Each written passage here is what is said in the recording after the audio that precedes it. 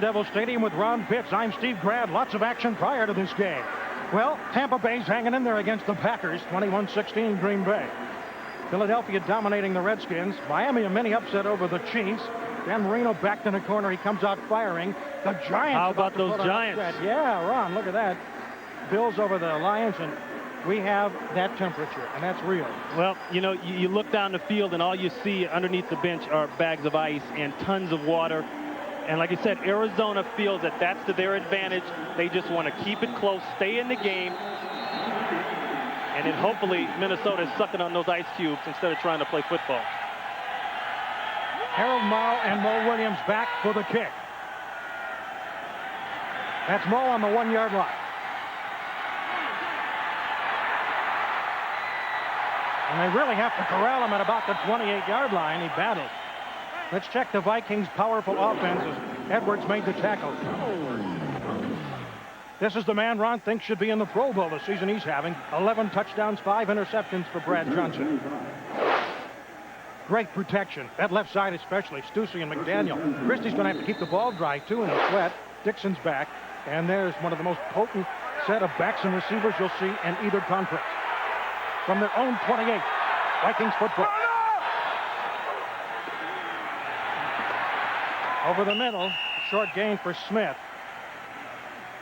Heads up. Bankston and McKinnon converge as we look at the Cardinal defense. Simeon Rice and Eric Swan, the big names, but Bernard Wilson, Michael Bankston, very workmanlike. Terry Irving in there, McKinnon in the middle because Eric Hill's out, Jameer Miller doing good, and the two corners. Williams and Knight will be tested. They need help from Alexander and Darby. 2nd and 5.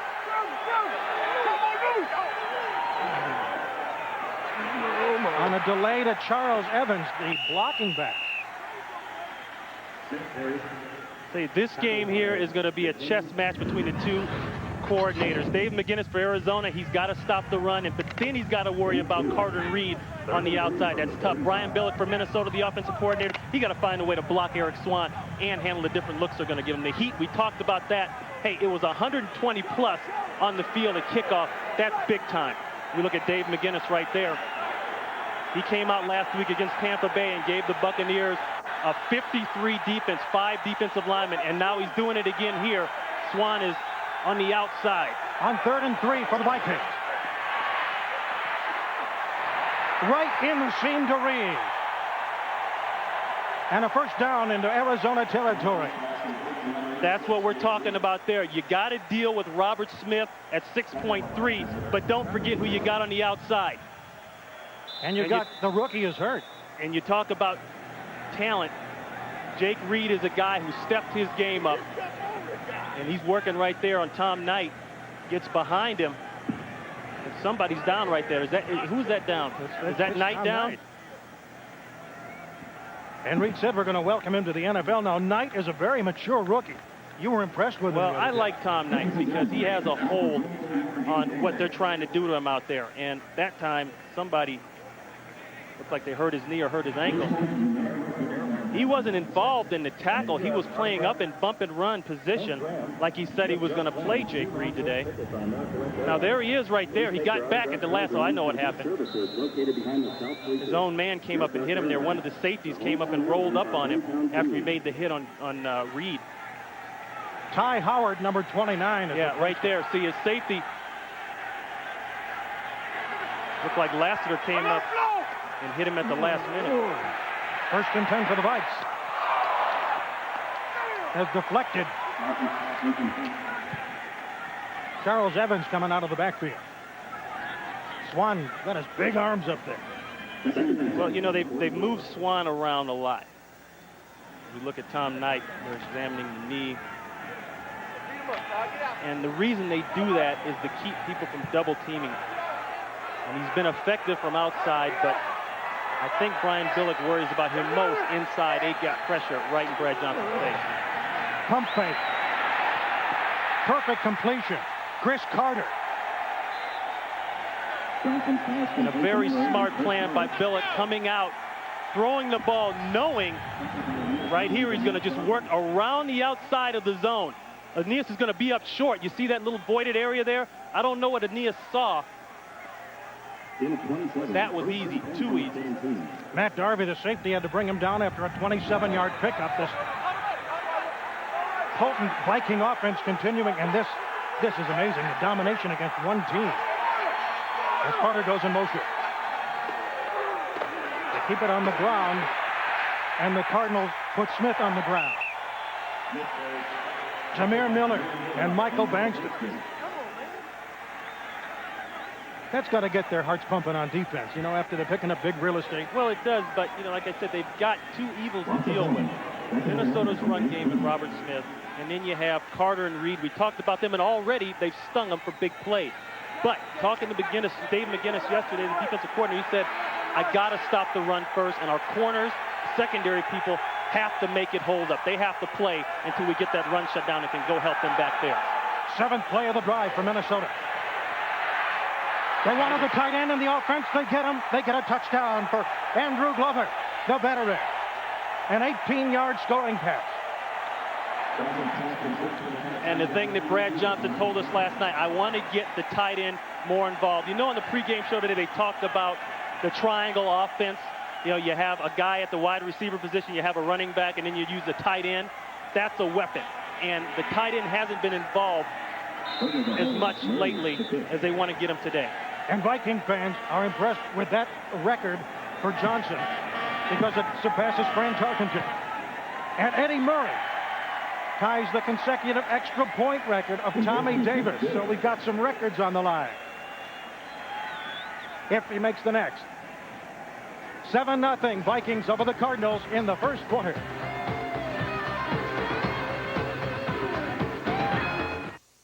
Two yards for the Viking touchdown. Took 3:29. Johnson to Glover on an 18-yard pass. And Eddie Murray had jumped the gun as one shy of tying the Tommy Davis record. Third straight game the Vikings score on the opening drive.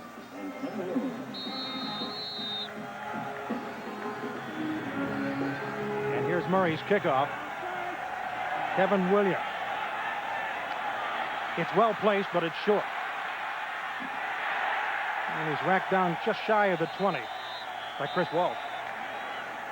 We're going to go back to the touchdown. Now, there's Glover. He's working on the outside of Jameer Miller. He's going to come right up the field, up the seam.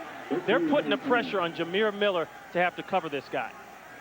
And that's tough duty. You can see the Glover works him over pretty good because they got man-to-man everywhere else, and they're going to try to sell out and get to the quarterback. They can't give him any help. But that's part of Brad Johnson, as he said yesterday. We're going to try to get the tight end more involved. And you can see they never even got close to Brad Johnson. Cardinals have Sanders and Moore to the right. And a play action on the first play of the game, and he misses his man. Intended for Leland McElroy. Here's the Cardinal offense. Kent Graham, sometimes brilliant, sometimes not. They want more consistency out of him. The people protecting him, the perennial Pro Bowler, Lomas Brown on the left. Mike Devlin left to keep the ball dry. Cedric Smith, 45, is in there for center. He's out. Rob Moore having a very good year. 2nd and 10 for the Cardinals.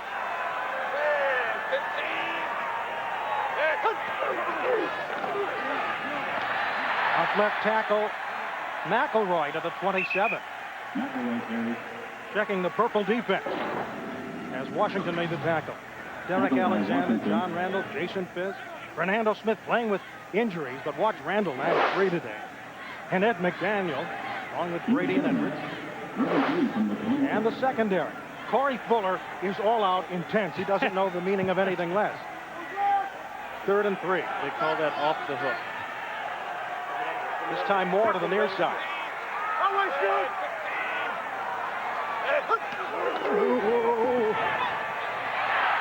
It depends where they mark it for that first down as Moore caught it and Washington hit him. Looks like they gave it to him. The big problem for the Cardinals coming into this game, they can't run the ball. And a lot of pressure has been put on Leland McElroy to start getting the job done. And he hasn't gotten the job done thus far. Another hit, Larry Centers, as you mentioned, out of the game. That is a guy they've used to throw the ball to so many times out of the backfield. First down for the Arizona Cardinals. Graham using the hard count. And McElroy doesn't get much, but he may have drawn him off. A lot of laundry on the field. And that's what Graham told us the other day. One of the things that he thinks he can do to this team is use the hard count and draw them offside. The heat becomes a factor, even though it's early. You get a little tired, not listening as much. Offsides on the defense, number 90, 5-yard penalty, repeat first down. He said, I think I can get him 3 or 4 times, and you know what? Unfortunately for them, he said in a stadium like our home stadium, we don't get a lot of people. It's quiet, so the linemen can hear the hard count. That's when you're most susceptible to jumping off sides in a quiet stadium, when you can hear every nuance the quarterback makes. Things have not gone well in the penalty department for the Vikings recently. On a 1st and 5 for the Cardinals, who used a play action on their very first offensive play. They don't have many of them. Well, they got a bad matchup up top there. Double slot. That was more almost a throwaway, wasn't it? I think they were trying to check up. Johnny McWilliams walks out, and he's going man-to-man with a linebacker. But that guy right there, John Randall, he, in essence, is the Eric Swan of the Vikings.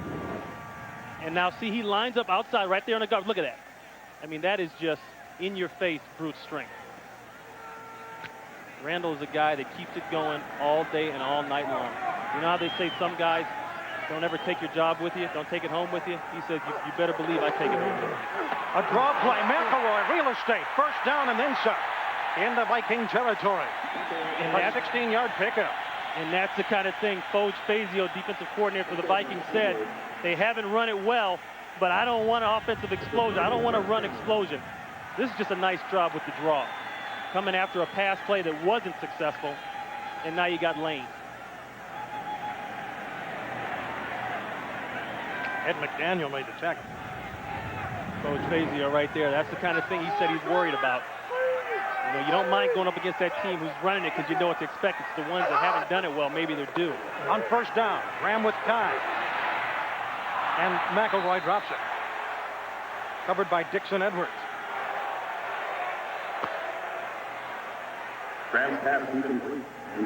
When they say he's inconsistent, he's 1 for 4. What is the problem there? Well, it could be a lot of things. You know, there could be some situations with the offensive line. You know, they may not be as strong in areas as they would like to be. And then you talk about injuries. You got Sinners out. You know, that's been the guy, the go-to guy coming out of the backfield. I mean, it hasn't been a receiver that's led. It's been Sinners that's led in receiving the last few years. 2nd and 10. And they get maybe a yard as McElroy carries, and McDaniel carries him down. Ed McDaniel, one of the characters of the NFL. I'm waiting for him to sign for 3 weeks in Vegas in the offseason. Well, he's still complaining about that fine he got in Buffalo when he slammed Thurman Thomas. He got into the story about talking to the appeals committee and, you know, and all that kind of good stuff. I tell you what, he is a true comedian of the team. But he loves football, and he plays football like he should play it. He plays it to have fun. Leonard Wheeler in as a 5th defensive back on 3rd and 9 from the shotgun.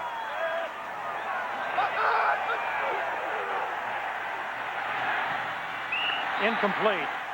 There was pressure put on, but I'll tell you, Cedric Smith made a good block. Kevin Williams unable to catch the ball. Yeah, well, they were going to be short anyways, but, you know, you talk about some of the problems. Well, they got to start holding on to balls. A lot of drop balls from the Cardinals receiving corps.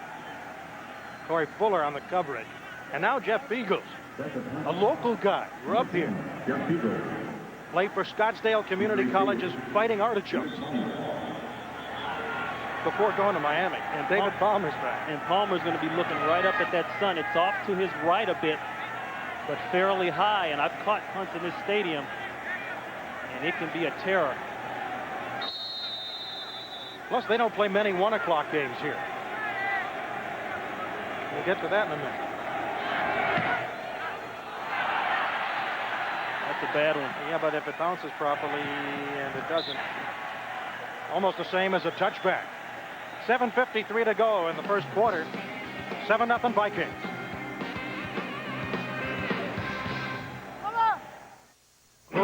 Tom Knight, who went in for x-rays with a left knee sprain.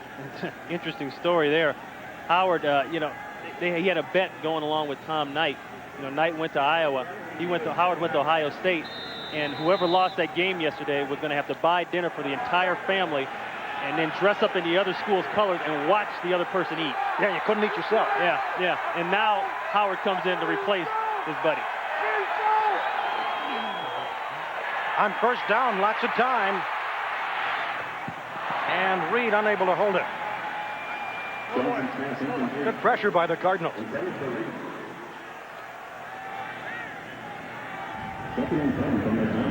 Right there. That's David Dixon going up against Eric Swan. Now Dixon, he's been out for the last 3 weeks, and he's about 350. And with this heat, he probably feels like he's about 400. They think he might be a weak area because he's not in shape yet. On 2nd and 10. Smith short of the 25-yard line, about a 5-yard pickup. Jameer Miller from his linebacking spot from UCLA makes the tackle. You know, Jameer Miller replaced Seth Joyner. That's not an easy guy to replace, but he's done the job. Well, when you look at the Cardinals on defense, they've got people. And you talk about Simeon Rice, set a rookie sack record last year. This year, he's been getting a lot of double teams. Jameer Miller stepping his game up, starting to play. And then inside, they got Ron McKinnon. They're trying to fill the void for an injured Eric Hill. 6 defensive backs. Lassiter and Bennett are at it on 3rd and 5. A slot left for the Vikings. And they're going to be short. Smith out of the backfield, but all he could do was dive on the ball. And he was covered immediately. Mike Baldwell. This is the kind of game Arizona wants to force. Stay in it, keep it close. The offense, they sputtered. They've sputtered before. It's been the defense that's made the difference. It's on the defense's shoulders today to help pull this game out. Ex-Cowboy Kevin Williams, the only man for the Cowboys to score a TD on a punt return, kickoff return, pass, and a run. Now with the Cardinals, as Mitch Berger. And here's an area where the Cardinals can get better special teams. That hurt them last week. Look at this punt. That's going to Tucson. From the 8. Whew. And he doesn't make it to the 20. So we have 6:13 to go after a 65-yard punt. Vikings still up on the Cards. Cooler right here. Got a radio over here, and looks like a trash can. Must be filled with ice. You know, you see at Wrigley Field where the guys sit on the building, they sit on the mountains here, but those fellas would like to dive into that, and I know the players would. 120 on the field. The guys up on the hill were the pyrotechnicians who hit the fireworks when the Cardinals were on their own 17 score a touchdown. Again from a double slot. Oh, and Kevin Williams close to a first down. Corey Fuller on the coverage. One thing that hasn't helped them is that the Cardinals have had an injured Frank Sanders. You know, you talk about all the talent on this field at wide receivers. You got Jake Reed, you know, leading the NFL with the 3rd down catches, and then he's tied with Frank Sanders with 3rd down catches. And then after that comes Chris Carter for 3rd down catches. So there's plenty of firepower on this field today in terms of wide receiver. 2nd and 1, double tight end. And McElroy gets the first down, gets to the secondary, and gets to the 40. Finally brought down by Derek Alexander and Dixon Edwards after a 14-yard pickup. Nice run by McElroy. 2nd and 1. You know, you got a chance, and now he's limping out of the game.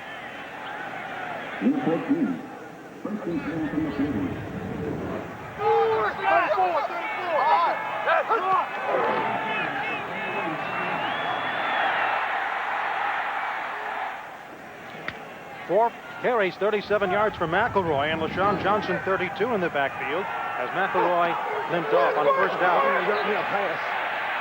Graham pump fakes, goes deep. Is more there? Oh, just overthrow. Dwayne Washington on the coverage for Minnesota. If you watch Arizona closely, you'll notice how fast Graham is getting to the line of scrimmage. They feel that if they can get to the line of scrimmage and speed up the game and tire out the defense, then they got a chance. In this one, you talk about chances. That's just a bit long for Rob Moore.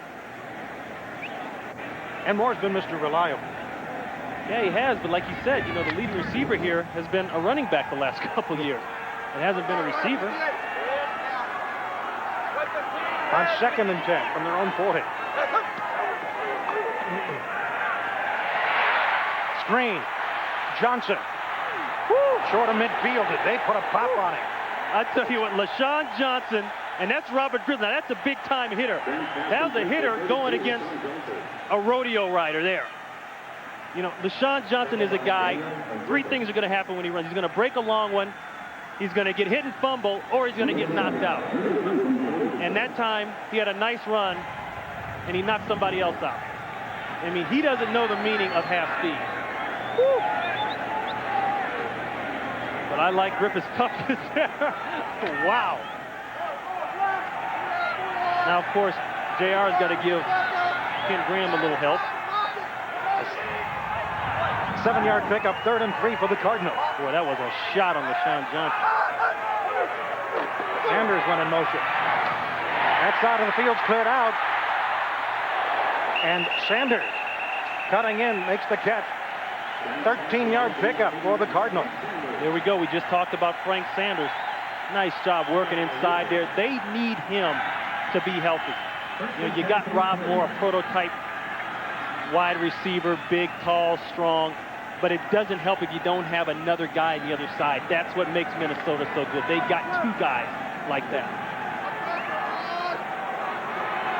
And look at the play clock there. See, they feel if they can get to the line of scrimmage with about 16 seconds on the clock, it works to their advantage. Great catch on a free play. Rob Moore. And then he got him off sides as well. Yeah. So Kent Graham did two things that he said he was going to do. Going to pull him off sides with a hard count in a relatively quiet stadium, although it may not be quiet for long. And then we're going to get to the line of scrimmage quick and run plays fast and tire out this defense. Offsides on the defense, number 93. A penalties decline. First down. John Randall. Fuller working outside here now. Fuller, he's locked up all by himself, man to man. And that ball's underthrown. Just a good adjustment by Rob Moore. And actually, they'll throw that ball on purpose like that when they see good coverage on the outside. From the Viking 13 on first down. A pop put on LaShawn Johnson, lucky to get back to the line of scrimmage. Ed McDaniel, the first one to hit him. He's aggravated when the team gives up a big gainer. Here's Foge. Foge knew coming into this game that they were going to have to try to stop the run game, even though it wasn't going very good for Arizona. Back up. Like I said, I always worry about that. They haven't run it, but this is the time when they get it going. What to do Back is up. keep fresh bodies in there. Now, they deactivated two defensive linemen that could come back to bite them. 2nd and 10, 8th play of the drive, double tight end. That's Gedney running around in the backfield. This is where the Cardinals have their problems, as Johnson is pulled right down at scrimmage by Robert Griffin. Well, you got to like the way Robert Griffin plays. I mean, he is your typical bone-jarring, big-hit safety. And they got him at strong safety. They give him very limited pass responsibility, but they want him to play like a linebacker when it's time to, and he does it. 3rd and 10 for the Cardinals. Back into the game. I'll be gone.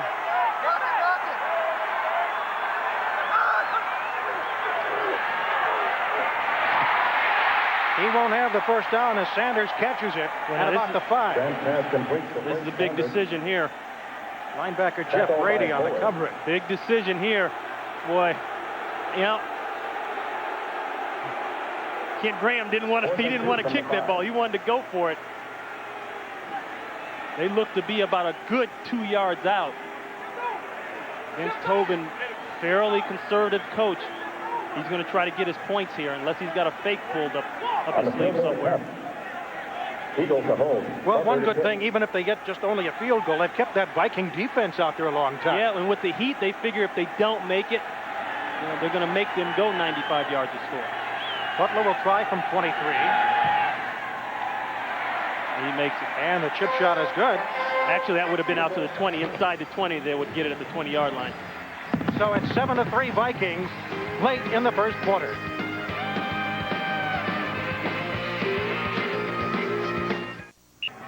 You know, the Vikings would like to take some of this back for December. Well, you know, it was real warm back there. They said it was in the 80s, and they felt that was good for them coming out here. But 80 is still quite a bit of difference between 120 on the field at kickoff. Drive by the Cardinals, and Graham having 5 of 6 for 64 yards on that drive. Harold Morrow and Mo Williams back for Butler's kickoff. To the 10. Mo Williams again, and you can hear the pop 12 stories high in this press box. Right now, for a McDonald's game break, let's go to Kevin Harlan at our Fox Television Center. All right, Steve, controversy at the Meadowlands. Dallas driving with no timeouts, looking for a field goal to tie. They called Dallas with a false start. They were not set. Cowboys complained the Giants were offside, but no call was made on New York. Time runs out. Giants upset Dallas for the 2nd consecutive year. Let's go back to the Valley of the Sun. Here's Steve and Ron. You know, usually the Giants lose games like that to the Cowboys. Yeah, but the Giants just couldn't win it clean. You know, there had to be some kind of drama involved. From the 25 on first down for the Vikings. And it gets it does Robert Smith to the 30. Brent Alexander makes the tackle. His time is running out on the first quarter. And if I'm the Cardinals, I'm real happy. This is what you wanted. You want to stay in the game, keep it close, and bleed them in the 3rd and 4th quarter. And they're just going to walk down to the other side. So the Vikings are on top, 7-3, as Dennis Green knows it's going to be real hot and weary on his defense in the 4th quarter. That's the end of the first quarter of play here from Sun Devil Stadium. And the score is the Vikings 7, the Cardinals 3. Between plays, I'd be okay.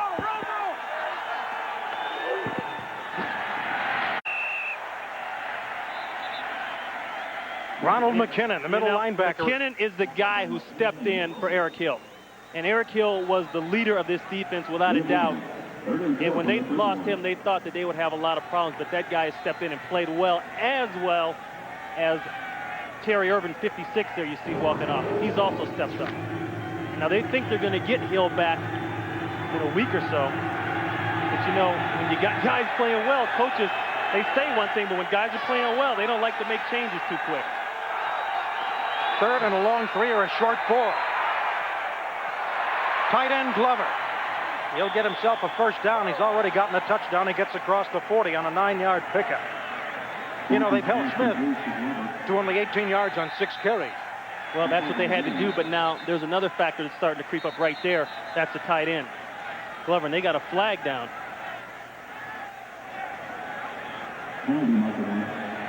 Apparently it's against Minnesota.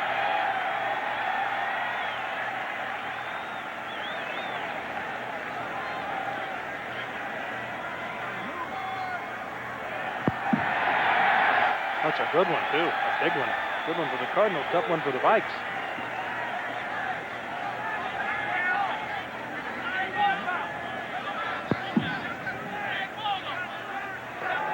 We have a personal foul on the offense, number 86. Hit to the face, 15-yard penalty, repeat 3rd down. Well, that's Jake Reed. You know, we talked about Jake Reed said to us yesterday he wants to be physical with Aeneas Williams. And he's going to come out doing that. He's working on J.J. McCleskey right there. Now, after the 5 yards, there's nothing going on here. It must have started right in there. He had his forearm in between his neck and the face. Unless they said he went to McCleskey's head. Well, I don't know if I understand that one. I mean, hey, yeah, guys get poked in the eye and in the face and all that, but that's football. I didn't see anything too flagrant from Reed. Leroy Horde into the game on 3rd and 10 for the Vikes. Johnson steps up in the pressure, and it's picked off by the Cardinals. It's Aeneas Williams. Who else? That's who we talked about, Aeneas Williams, the Pro Bowler. They knew coming into this game he was very shifty. He was one of the smarter corners in the league, and he got an interception, and he took it to the house last week. Same kind of play. Now he's working inside right here. But as the quarterback starts to scramble, he scrambles with the quarterback. Very nice. And that's the difference between a good corner and a great corner.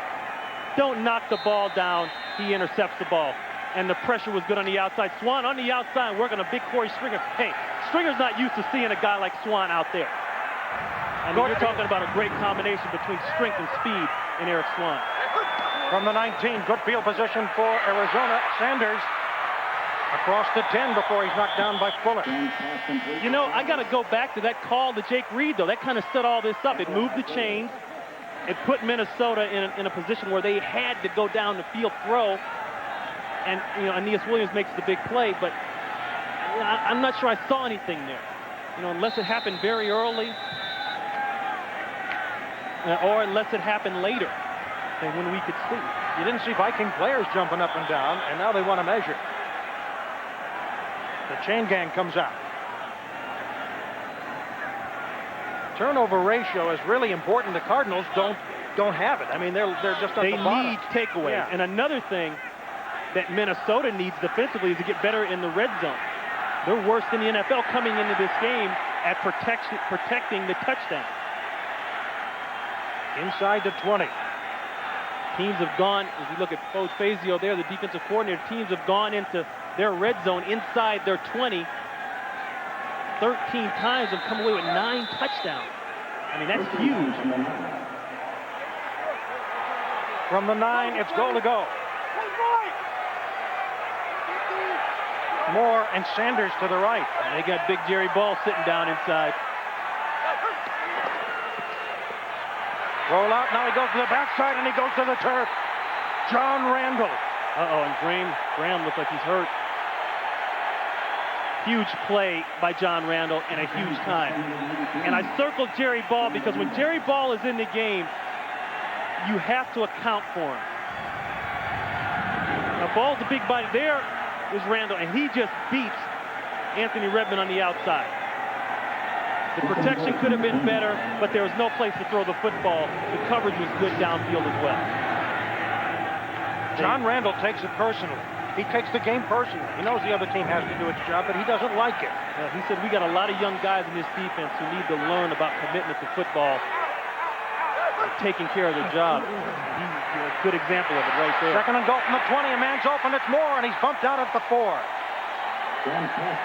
Dwayne Washington covering on that 17-yard completion by Arizona.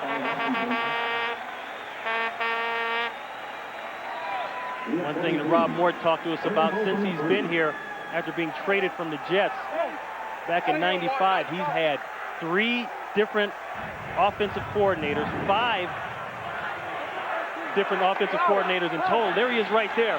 That's a nice post corner route. He sells the post. You got to make the guy believe I'm going in the post, and then he comes back outside once he sees the commitment. And I'll tell you, later on, he's got a little something extra off that post route, too. He's setting them up on goal to goal from the 3 all day. There goes Graham. And he loses the ball, and Randall picks it up, and Minnesota stops a big drive from the 3-yard line. That right there is how you blow a season in one play. And blow everything you've worked for on a drive and the defensive effort in one play. Well, if he ran to the corner, he might have made it, but he didn't, so it's 7-3 Vikings early in the second quarter.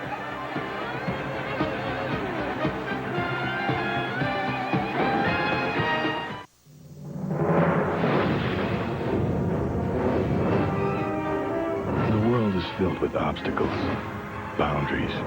A brutal turnover for the Cardinals. Fernando Smith caused the fumble on Graham, and Randall picked it up. So the Vikings get possession of the ball. It was on their own 3, and the Cardinals had it. Now it's on the Minnesota 13.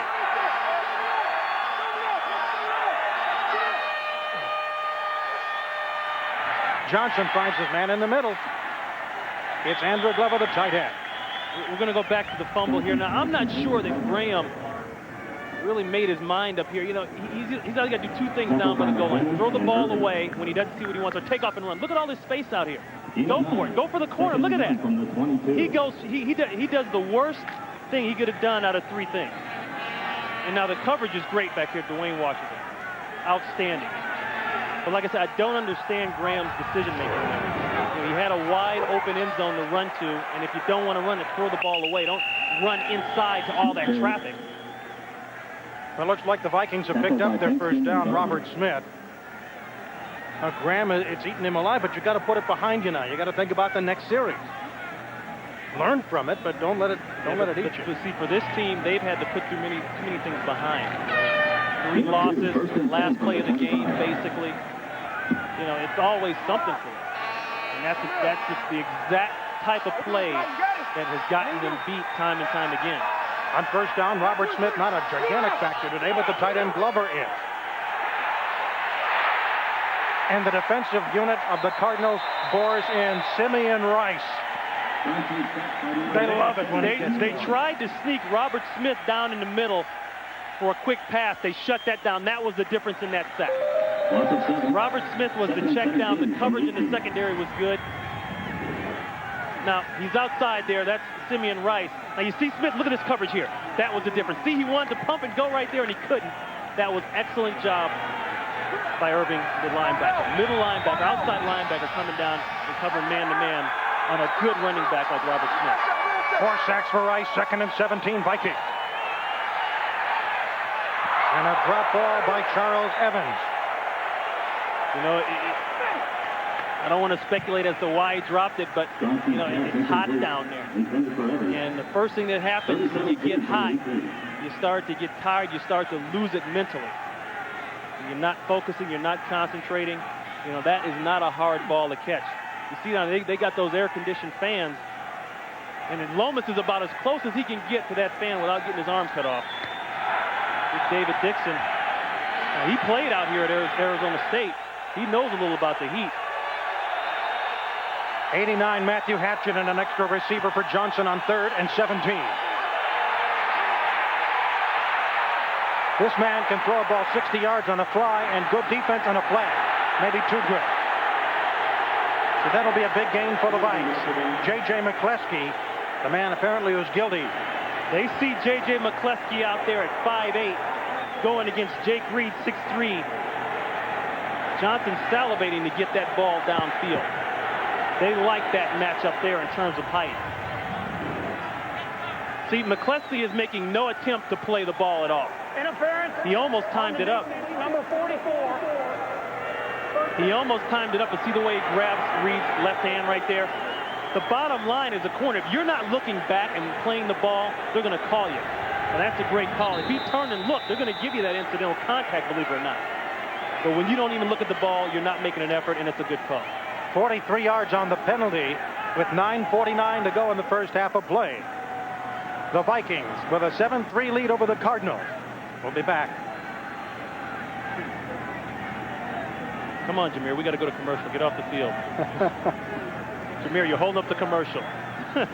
Well, we'll just keep it right See here. what you did, Jameer? You just blew a spot for us. Okay, now we got to do what, a promo instead? Yeah, but it's an important promo. That's right. I'll tell you what, the American League Division Series tonight on Fox, Game 4, when Derek Jeter and the world champion New York Yankees clash with David Justice and the Cleveland Indians. Don't miss this pivotal game in the series, live at 7 Eastern, 4 Pacific, right here on Fox. First down for the Vikings. And a fumble on the snap, and Johnson wisely just dives on it. Interesting what Brad Johnson told us yesterday about Jeff Christie, and, you know, with all this heat and sweat, that his rear end gets a little sloppy back there. You know, it gets a little sweaty, and sometimes they don't get the exchange. And he says, I try to tell him to change his pants. You know, when they go into half, he's going to tell him, change your pants. But Christie doesn't like to do it all the time. Now, Christie's one of those Madden type guys. Change my pants, forget it. I'm not changing my pants for any quarterback. 2nd and 10. Deal with the sweat down there. Way fake. Well, Johnson's got a lot of time to roll right. Maybe pick up some big yardage, maybe a first down. Yes, a first down. That's what I like about Brad Johnson. He is so aware in the pocket. You know, he's not trying to force anything, and that's maybe what he got into those 2 games against Tampa Bay and Green Bay, forcing some throws that he shouldn't have. But this is the reason why. Ty Howard replacing the rookie Knight, and he just completely locks up Jake Reed. And then working on the other side to Carter. Well, that's not going to work if they got 2 double up top. Like they said, like Dave McGinnis said, the corners have to come through and play today. After a 12-yard pickup, a first down, they flip it to the outside. Carter holding on for dear life. Make that read. Holding on for dear life is Ty Howard. Jake Reed, the big guy, 86, and Ty Howard hung on for dear life. He's a big guy. He can bust out of there. Second and 2 from the 19. What a season Reed's had. Just look at what he's done the last 4 games. And you know, Jake Reed is a guy who came in this year, and I don't think everybody really respected him like they respected Chris Carter, but he's starting to get that respect. He's taken his game to that next Pro Bowl type level that you have to go to. 7th play of the drive, 2nd and 2. And that's Evans. Welcome to the ground, Mr. Evans. Eric Swan. Matt Darby helped him out. Take a look there at Swan. He's working against big David Dixon, but that shows you how strong he is. Dixon goes 352. Swan about 313, but he plays with great leverage, and that's what Joe Green, Joe Green, his position coach, said about it. We'll take a break right now as David Dixon is the down man for the Vikings. 7-3 Minnesota lead. That Dixon had been out 3 weeks and was hurt. Watch Dixon's right leg. That Swan pushes him back here. See how he kind of takes actually his left leg, he takes the weight off that thing. And that's the matchup they wanted. They wanted Swan to get inside and work on a guy who's been out for 3 weeks and is going to make his first start in 120-degree weather. An important play here in the second quarter. A rollout, pump fake, trouble for Johnson. Oh, what a play. And Glover's still there. What a play. Ty Howard brings him down and a flag goes down. They're going to get Todd Stussy for a clip. And Stussy has had more problem with the officials this last couple weeks. Now Swan had Johnson by this jersey.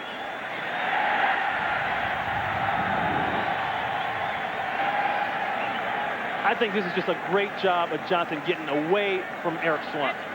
He knows where the pressure is. He loops around, somehow makes a throw. That's questionable in the grasp. But the clip is going to come back there. You're not going to see it. Todd Stussy just came by and axed one of the Cardinal defenders. Yeah, he's already made some comments, but it was a first offense when he talked about officiating, so they let him off. Yeah, he came out in the paper after a game and said, you look at Joe Green there, defensive line coach for the Cardinals. He said, I think that, and you can print this if you want to, that they're out to get me, and that the officials were paid off. Well, to say the least, the league did not like that. So it's 3rd and 14, and the Vikings are moving backwards, but they lead 7-3. Tempe with our Affleck trivia question. We were showing you Joe Green before. What is Mean Joe Green's real name? What's his real name? We'll give you a few minutes to think about it. I've got another quick Joe Green trivia. Okay. Who is the only guy, but you know the answer already, that Dick Butkus was challenged by in a game and backed off on? That's right. That's right. Meanwhile, it's 3rd and 14 for the Vikings. This is a big third down for Minnesota. 3 wideouts. Oh, shit. Into the corner. Out of bounds, no flag. McCleskey on the coverage of Jake Reed.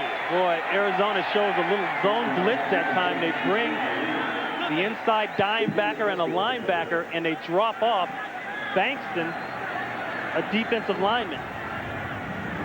See, there goes Caldwell, and then they back out number 28. That looked like Bennett, and they backed out 63 Bankston. Giving Minnesota a look they haven't seen before. McCleskey just kind of squeezes, and it's a good thing that ball's uncatchable, because if they wanted to call something, they probably could there. But now Murray tries a 49-yarder, and it falls through. It hit the post after it crossed the crossbar. A 49-yarder for a man who 2 weeks ago was doing radio analyst for the Detroit Lions. Who says analysts can't play? Eddie Murray makes it 10-3, Vikings over the Cardinals in the second quarter. happens when a car company has more engineers and fewer accountants. Mazda. Steve Grant and Ron Pitts with you at Sun Devil Stadium, where it's 10-3 in favor of the Vikings. 11 plays, 56 yards, 521. But more importantly, the Vikings stopped a Cardinal touchdown drive from the 3 on the turnover. Came back with points of their own. Nice fake onside there. That's standard procedure for Minnesota. Look at this. This could be trouble. Kevin Williams in the corner. Talk about placement. He might have some room to run. He's got a seam. A flag goes down as he gets to the 35. Mo Williams pushed him out. Some confusion on those kickoffs to the corners, and that might make the blockers get in trouble with an accidental flick. Well, you're right, because it changes the whole return. You know, instead of going back to the middle of the field, now he just has to ad lib. As we look at Al Everest there, the special teams coach for Arizona, he has to ad lib and just take Number 50, half the distance to the goal. Ooh. First down. That's a big one. Tony McCombs. That's a huge one.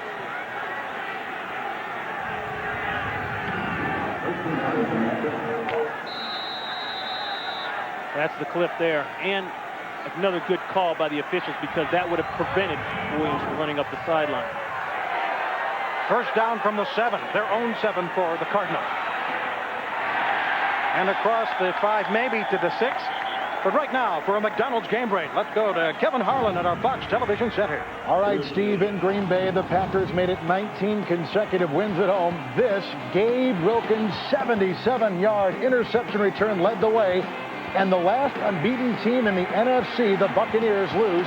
Green Bay goes to 4-2, and a game in back of the Bucs in the Central. Back to Pheonix, Stephen Ron. Yeah, you knew that was going to be a tough one, because that was showtime. All the attention now went up to the world champion Green Bay Packers. That was going to be a tough game for Tampa Bay. Cardinals lost a yard on that last running attempt. Straight drop. Graham rifles it out from his end zone to Chris Gedney, the tight end. You know, I want to know where McElroy is. There he is, Leland McElroy. Now, we're told that he's okay. It's a coach's decision. He's got that left ankle that he hurt in the first quarter. But the thing about that is, he hadn't been running good, but he comes out today and he's blowing it wide open. Had a couple nice runs. There's his totals, 4 for 37. Now, 37 isn't unusual, but, you know, you put a 1 in front of it. That's been happening to him on 3rd and 3. Extra tight end, extra protection. First down. Rob Moore, Mr. Reliable, tackled at the Arizona 30-yard line by Ed McDaniel. A pickup of 16 yards for the Cardinals. Tackled by McDaniel and Thomas. You talk about Graham being inconsistent. Sometimes he looks like Johnny Unitas. Well, that's the problem. You know, you can go from Johnny Unitas to a guy who's never played football before in his life. But, you know, and that kind of shows you some of the problem areas for the Vikings defense. I mean, they come into this game ranked 25th in the NFL. As good as they are offensively, defensively, they've had a lot of problems. I'm going away. Lomas Brown is down. Grab arm, literally. You know, one thing the Cardinal players have all said, they love the defensive scheme, they love what's going on, but they love the fact that a guy like Joe Green in the trenches, who's been there, is the guy teaching them. And our Affleck question was, what is Mean Joe Green's real name? Everybody know it? Last chance, here it comes. Oh, there he is against Sir Francis in that Super Bowl. Sorry, Viking fans, but there is his real name, Charles Edward Green. And Ron Pitts is going to tell us how that came about. Such a prim, proper name. I tell you, you know, guy that big, you call him anything he wants to be called. Sir. But the Joe. He was a big fan of Joe Louis, I know that, the great boxer. So he wanted to be like his hero, Joe Louis. You know, we saw Lomas Brown sitting next to that air conditioner awful tight. I don't know if the heat's gotten to him. I don't think it's the heat. I think he had a problem with a leg down there. Looks like he's limping off that left foot. Meanwhile, Graham has hit his last 8 passes. He's 10 for 15 on first down for the Cardinals. They trail 10-3.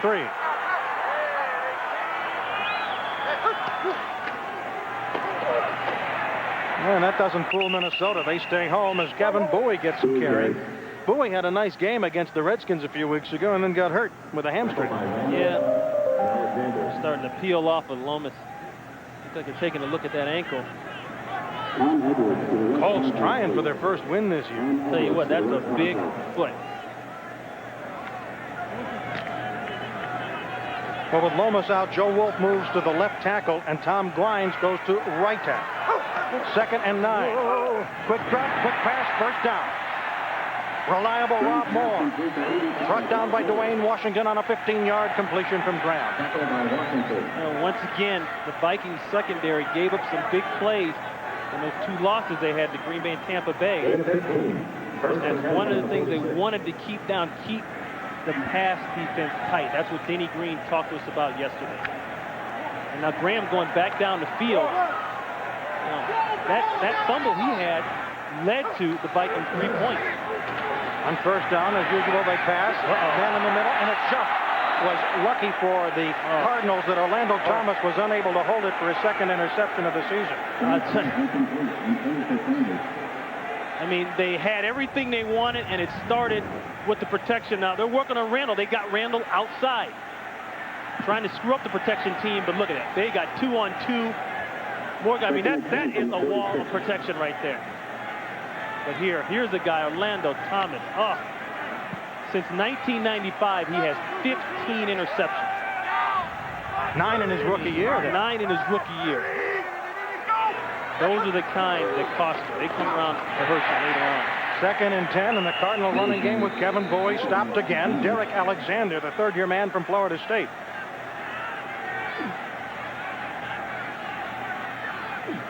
Centers is out of the game, and now they're going to the wideout. Yeah, and you know what else is a problem? They got to get that man involved. You know, they ought to talk to Brian Billick about getting the tight end involved. He's gotten his tight end in the game. They need to get theirs in the game. You know, they bring in Chris Gedney, Johnny McWilliams. You know, they just don't. They don't get it done. And with Centers out of the game, it's almost like you said, they can just completely abandon trying to throw it any backs.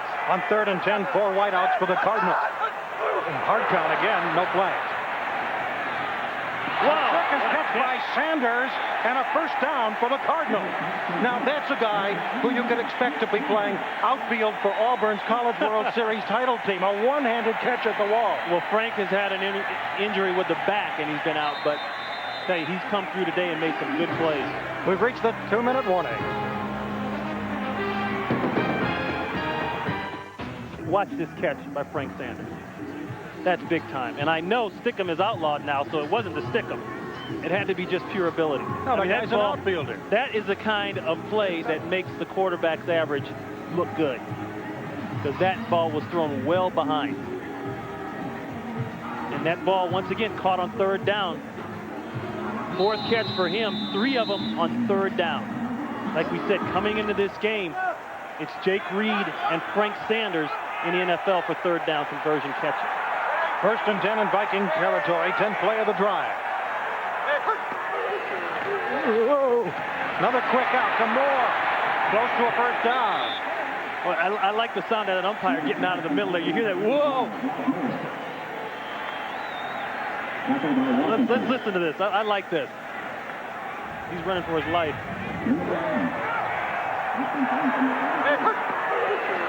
Whoa. I don't blame that umpire. He's got no pads on. He's about 30 years older than everybody else. Moore, 6 catches for 90 yards. Another first down. Wide open. Gedney. Touchdown, Cardinals. There's the tight end we talked about. You know, one of the things about a guy like Chris Gedney, everybody says he's got great hands. They bring him here in the offseason in free agency for Chicago, but they're not using him. I think they heard us, Steve, and they went right down to the sideline, and they called Gedney's number. Now, Gedney was a guy the Bears counted on, but he was hurt every season. The point after will tie the game.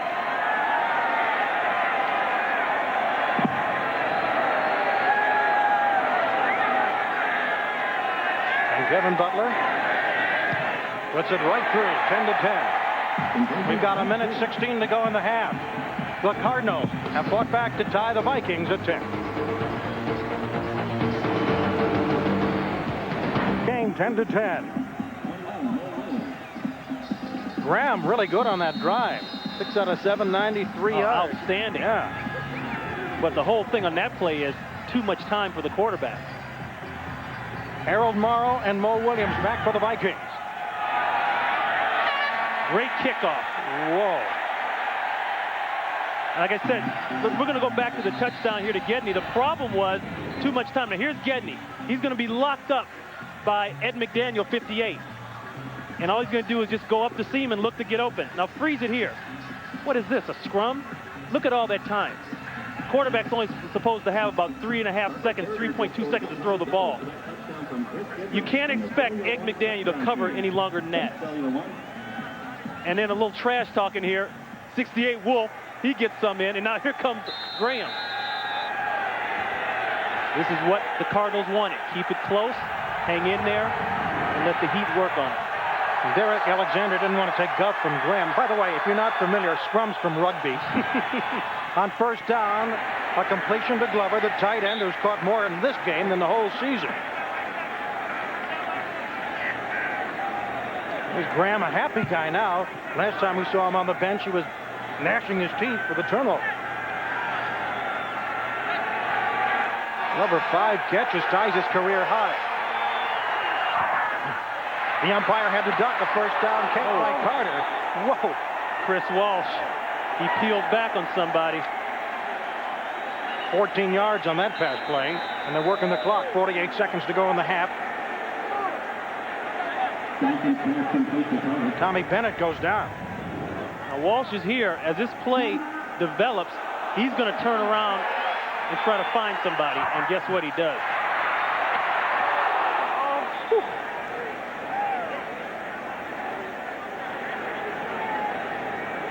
There is a reason to keep your head on a swivel on an NFL field. He's happier than if he caught the ball. He's not shy about it. Now, you know the term, he knocked him into last Tuesday? That's knocking him into last Tuesday. Uh-oh. Wow. Name, rank, and serial number. Make sure he's okay. And you see Walsh came over and said, hey, it's all fair in love and war, baby.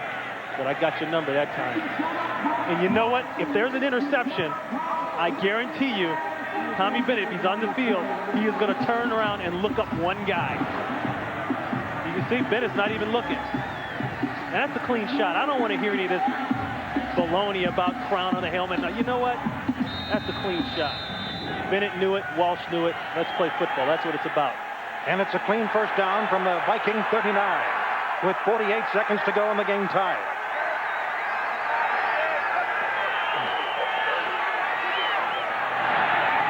What a rocket that was, but incomplete. Intended for Reed. Except for one play, you gotta like the job that J.J. McCleskey is doing on that outside. I mean, here's a guy, not a starter, coming in, taking the place for Ty Howard and then for Knight, who stepped out of the game. He's coming in, lining up on Jake Reed, the premier receiver in the NFL right now, and doing a pretty good job. 5 balls thrown to Reed, 2 catches. 2nd and 10 for the Vikes at their own 39. There's a pick. It's McCluskey. That's your man.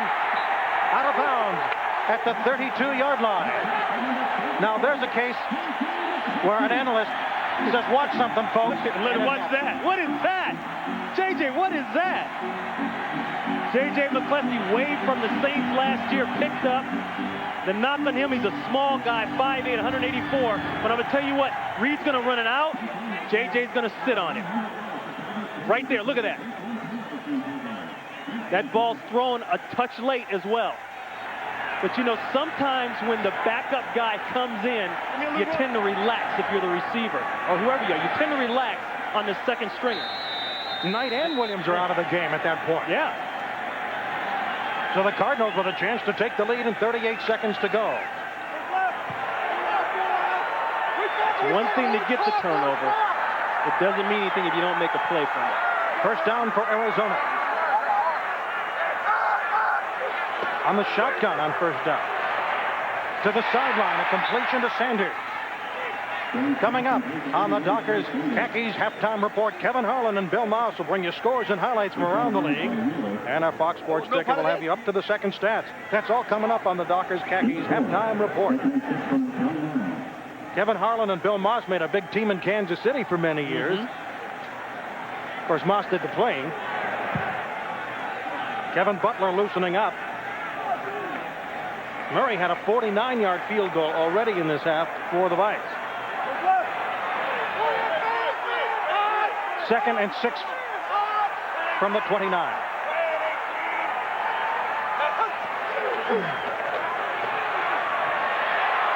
Pump fake. Safety valve. Cedric Smith.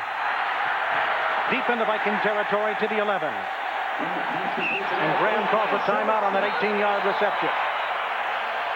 And they're better off getting to the 11. I think the defensive linemen for the Vikings are starting to get tired. And we talked about this. They deactivated 2 defensive linemen, Stalin Colonnay and Tony Williams. But now watch the amount of time that Graham has to look downfield.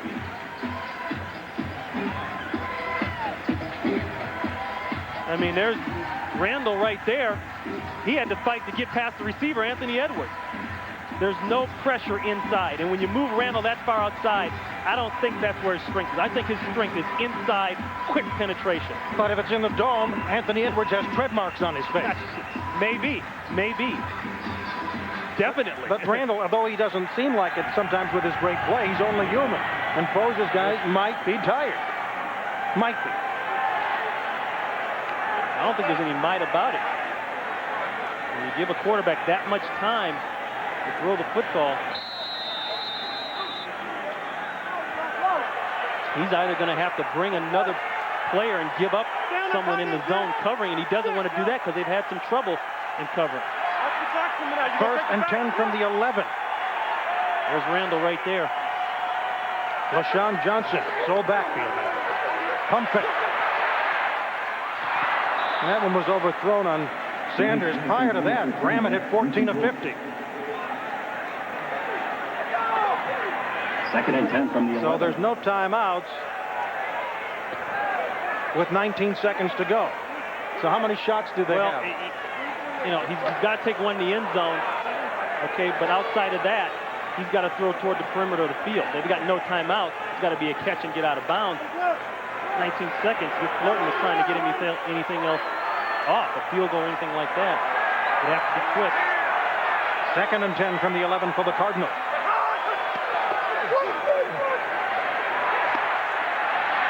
That looked identical. That looked like a replay, but it wasn't. It was rising high on Sanders. They were connecting so well. Ron, what happened? Well, that's 2 bad throws, you know, and maybe Graham thinks that, well, that ball, after he throws it in the catch, he would have been tackled, but you can see Vince Tobin right there is clearly upset. Well, look at him. He's still got to take another shot to the end zone. 14 seconds left in the half. Don't forget about your tight end. I mean, your tight end made good for you one play before. It's like Graham keeps wanting to look outside. Tight end's on a wing to the right. Over the middle, incomplete. Well, it's a good thing he dropped the ball and they got a flag down. LaShawn Johnson, had he held it a little longer, they wouldn't have had a chance for a field goal. Roughing the passer. Huge break for Arizona, because if he catches that ball, time's going to run out. Personal foul, roughing the passer on the defense, number 93. Half the distance to the goal, first down. Huge play for Arizona. Is Randall frustrated? Is that why? I mean, Randall's getting to the quarterback. I don't understand. Once that ball's released, he's allowed a step. But see, the takedown right there is what they call it on. Well, I don't know if I agree with that. I just don't agree with it. It's football. He hit him within the limit. He threw the ball. He took the step. 1st and goal from the 5. He's only got 9 seconds. They haven't got time to fool around. No timeout for the Cardinals. Boy, if I were Vince Tobin, I'd say get the field goal team in there right now, because Graham has thrown about 5 bad balls. One of them should have been intercepted. Yeah, you're flirting with turnovers. I mean, you know, we're talking about high balls. He self-destructed on that series. I don't know how Vince doesn't have gray hair. I don't know how. I think if you take that hat off, we'll see a little bit tucked under there. And then give some credit to Fazio, too, putting his defense in a pretty good position. You know, he sacrificed someone to rush. And the field goal by Butler is good from 24 yards. So as time runs out in the half, the Cardinals take a lead. That's the end of the first half with the score. The Cardinals 13, the Vikings 10. Kevin Harlan and Bill Moss will be along with the Dockers Khakis halftime report after these messages from your local Fox station.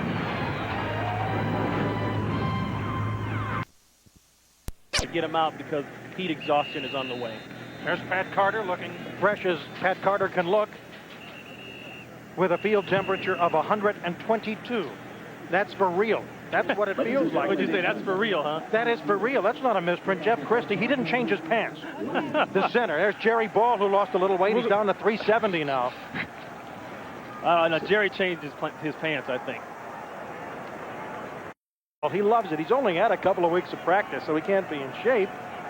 As far as, you know, well, Jerry... they haven't had him out there that much, but I think you're going to see him more in the second half because, like I said, that front four is starting to look like they're not as fresh and not getting to the quarterback quite as well as they were in the first quarter. Well, they can't set him up quick enough for these guys on a day like this. The Vikings will kick off trailing 13-10.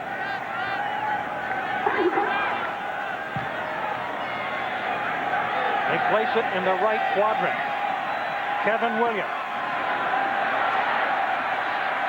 And he's still up, almost slipped through there to about the 27-yard line. To start for the Cardinals, Ron George made the tackle for the Vikings. So Kent Graham, who, boy, talk about inconsistent. That last drive, he brought him all the way deep into Viking territory, and then because of bad passing, they had to settle for a field goal. Yeah, well, and then the drive before that, they had the fumble by Graham down there at the red area. So he is not the type of guy who you feel real good about when he gets down in there close, but he's been good in midfield on in. And Vince Tobin says his offense is lurching. McElroy is back. He didn't play much of the second quarter on 1st and 10. McElroy, first down to the 41. So maybe that breather in the second quarter helped him. Orlando Thomas made the tackle after a 13-yard gain. Yeah, there's the guy I'm wondering where he was at. He's finally back in. You know, I just looked over here, and there's guys still walking on the field. I mean, you got to believe the heat is hurting him. And look at big Corey Stringer. We might note this is the longest walk to a locker room in the NFL. That's true, but everybody else made it out. McElroy, 5 carries, 50 yards on first down. And he barely gets a couple. Ed McDaniel. Ed was so frustrated missing last year with his knee injury. Every time he's on the field, it's delicious to him. He just relishes. But you know what Ed said, though? He said it was an enjoyable time off. He said, I went to the games, I sat up in the stands, I ate hot dogs, I cheered for the team. And then on Mondays, I was the first one back in getting a paycheck. And he loves the soap operas, too. Yeah, he's addicted to him. 2nd and 9 for the Cards. They have a 3-point lead.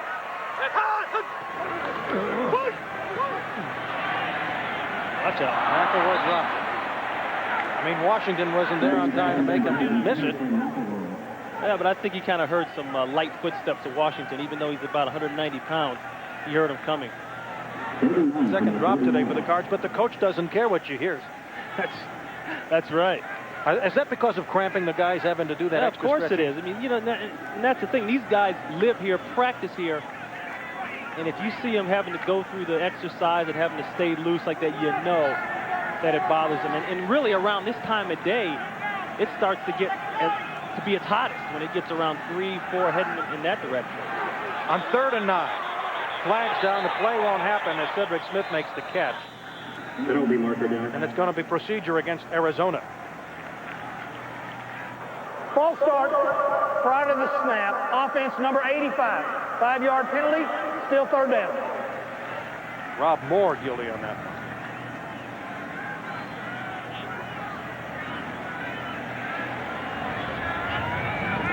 Much more up here. See that little flinch? Once you're set, that's it. 3rd and 14 for the Cardinals.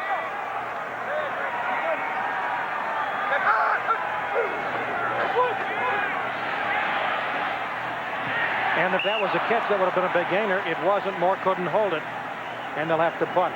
There is good news for the Arizona defense. Well, not good news. He's not going to return. Tom Knight is out with that sprain, and it happened in the first quarter. Yeah, actually, it happened on that first play. But he won't return, but McCleskey's playing so well. Well, like I said, what happened is they put Ty Howard in to back up Knight, and then they took Howard out and put McCleskey in. David Palmer back for Fiegel's punt. Wow. Oh, that's a beauty. At the 10. And they finally finish him off. Tony McCombs, a 49-yard punt, a 7-yard return. The Cardinals on a 13-10 lead. It's hot today, fellas. It's hot. How many Vikings are by that air conditioner? Can you count them, Ron? A lot. From their own 16, one of them who's there is Corey Stringer. He came out late, and they benched him. Dill is starting. Smith gets the handoff and is short of the 20, way short. And that's been the difference in this game for the Vikings offensive production. They have shut down Robert Smith. I tell you, I got a trivia question. How many Viking players can you put near an air conditioner? Now, there's some guys who are sitting over there, and they got up. But I'm going to tell you, 120-degree weather, they're down there. On 2nd and 8 from their own 18. A long 7, a short 8. Swings it out to Smith.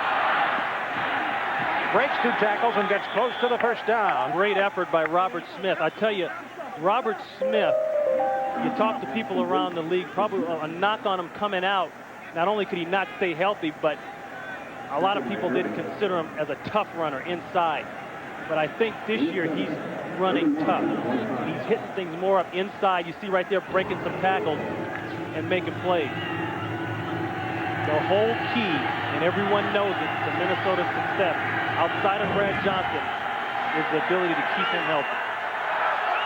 3rd and 1. He didn't make it. Terry Irving stopped him, and they dived right into the line of scrimmage of right tackle. And the Cardinals dive right back at him.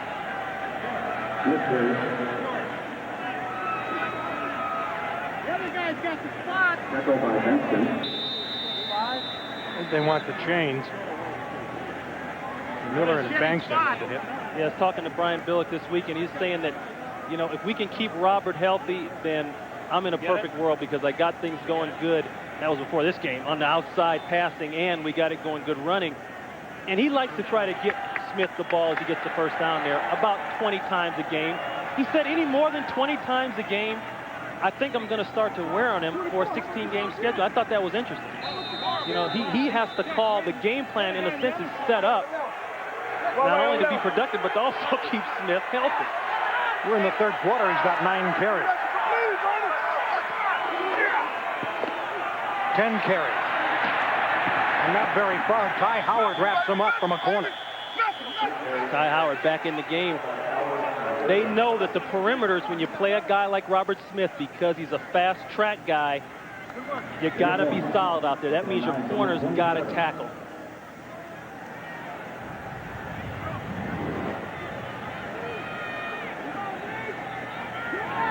There's a nice look at it. See if they can string Robert Smith out. Like, look how many white shirts are outside. I mean, he keeps just getting bounced, so finally he gets bounced on the ground. You know, Fox's video could be in the Louvre in Paris. Oh, I'm telling you, it's beautiful. Second. That's Leroy Horde. Busts it up the left side. In his 8th season out of Michigan. Tackled by Wilson. Leroy had some ham problems earlier. along the tight end. Now, he's taking the place of a fullback. Remember, Robert Smith just went out, so he, in essence, has to be the fullback, and he was that fullback very well. A nice pancake block on Kerry Irving, the linebacker. What's the matter? Boy, Horde taking a knee there. But what's the matter? You heard us that they changed footballs. It's too wet. Rob Johnson wanted a fresh, dry football. And he talked about that. He said in a situation like this, the ball's going to get wet a lot. 3rd and 2, the fans don't like him changing football. Draw. Smith, second effort, may have gotten it. If he did it all on Robert Smith. Whatever they called got completely shut down. You got Swan sitting inside there, Bernard Wilson, 94. But Smith, good vision like all good backs have, finds a way. And we talked about the toughness running inside better now. And that's a prime example of it right there, if he got the first down, but it was a good effort. Bankston and McKinnon hit him. Swan, they're really inhaling. Well, you know, if I'm Denny Green, I'm going to stay with my run game as long as possible. The first thing you do, you get frustrated when you're not running like you've been used to running it, and now you want to pass it. Well, more bad things happen to you passing, believe it or not, than when you run the ball. Thank you, Woody Hayes. So, you know, you can see that they said, okay, let's go back and try to establish the run here in the first couple of series. 7th play of the drive. On the 36th for the Vikings on first down. Good grab by Carter, short of a first down. Right now, for a McDonald's game break, let's return to Kevin Harlan at our Fox Television Center. All right, Steve, in Baltimore today, an incredible comeback by the Pittsburgh Steelers, down 21-0 and 24-7. They came back in the second half, sparked by this tremendous play by Cordell Stewart, romping 74 yards. And the Steelers come from behind to beat Baltimore 42-34. Let's go back to Pheonix. What a run. That looked like that run he made against Carolina last year at the end of the season. But could he have made it here in this stadium today? I mean, he's a great athlete, but these guys are run out of gas. Checking the spot.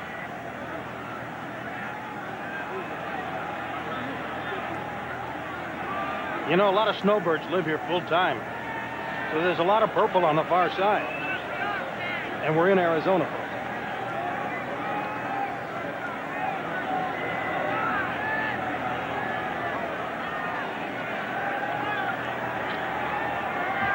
This will be a big play.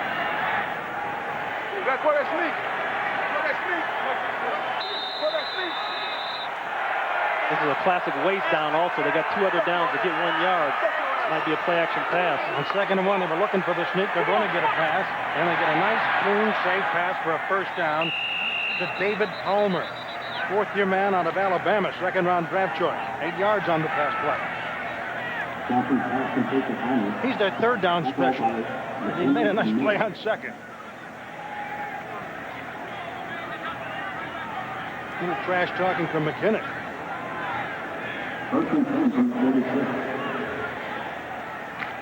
So the Vikings are in Arizona Cardinal territory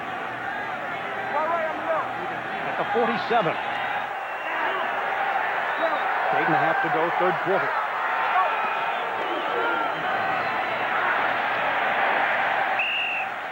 And the white shirts are in on that backfield again. Michael Bankston knocks down Smith with lots of help. See, the whole thing with this defense is that guys like Bankston, who's been playing pretty good, and the Simeon Rice's and the Bernard Wilson, when you have Eric Swan on your line, you know that he's going to get extra attention. The other people have to step up and play. Jameer Miller, a first-rounder. Simeon Rice, a first-rounder. Swan, a first-rounder himself. Those guys have to play and get to the quarterback and make plays when something happens to Swan when they double Eric Swan. 2nd down. And again, Reed, his favorite, the slant to the 27. Make that Smith. Well, I thought that was Jake Reed because it was a Reed-type play, but Robert Smith out of the backfield. Nice catch by him, too. Nice job. They leave Robert Smith out right there. He checks. If he doesn't see anybody coming, he's going to get going. Once again, the Vikings working. They said, okay, forget the perimeters. Let's come back inside to the tight end, to the back, to the run game. McKinnon is not going to be able to cover Robert Smith out of the backfield. You're going to have to probably put cornerback material on him. A 20-yard reception, the longest in Smith's career. First down. Plants fires over the middle. It's up for grabs and incomplete. Intended for Chris Carter. Well, you don't see Chris drop those. I don't know if that ball was thrown too far behind him. He's talking to Brad Johnson right there. I've seen him come up with those catches. Oh, yeah. Bankston threw an arm up there. Maybe I thought it got tipped, but it didn't. I think Chris knew he was coming across that no man's land there. The safeties and linebackers sitting there waiting for you. This is the quarter the Cardinals like. This is the 12th play on the drive on 2nd and 10.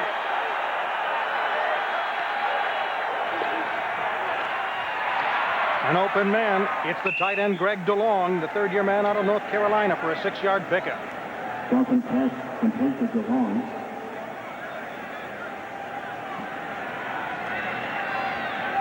We mentioned the Cardinals love this quarter defensively. They're tough. Nobody has scored a touchdown on them in the third quarter this year. Yeah, but see, Minnesota, they're doing a great job right now of using everyone. The tight ends involved. Robert Smith used out of the backfield. 3rd and 4, Glover to a wing left.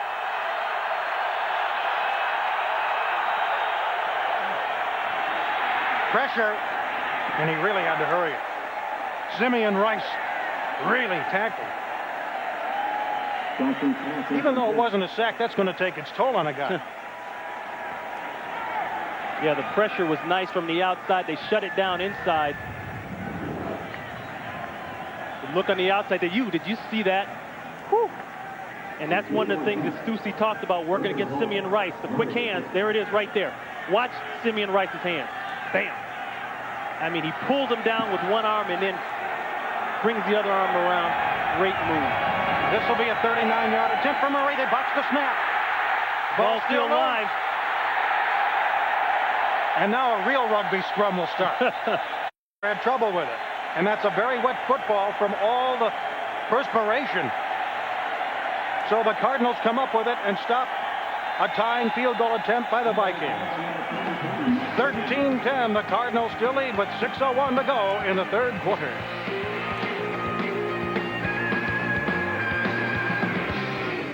To help prove it does last over 30% longer than Duracell in these digital cameras, we've enlisted Energizer scientist Dr. B.D. Trang. Lai Trang and the bunny's fish food. So what's your favorite color? Pink. That's right. Now, which battery will last over 30% longer in these cameras? Energizer. Well, lucky bunny. Rocks. Some people skip them, stack them, or just plain ignore them. But then there's these Texaco people. They love the darn things. Obsess over them. Go to the ends of the earth to find them. They study them. They scan them. Even taste them. Why? You find the right rocks. You find the energy the world needs to keep on running. Texaco, a world of energy.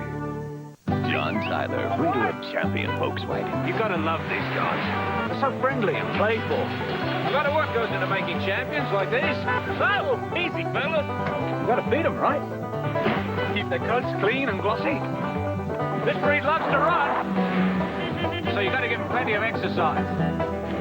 You can tell by the gleam in their daytime running lights.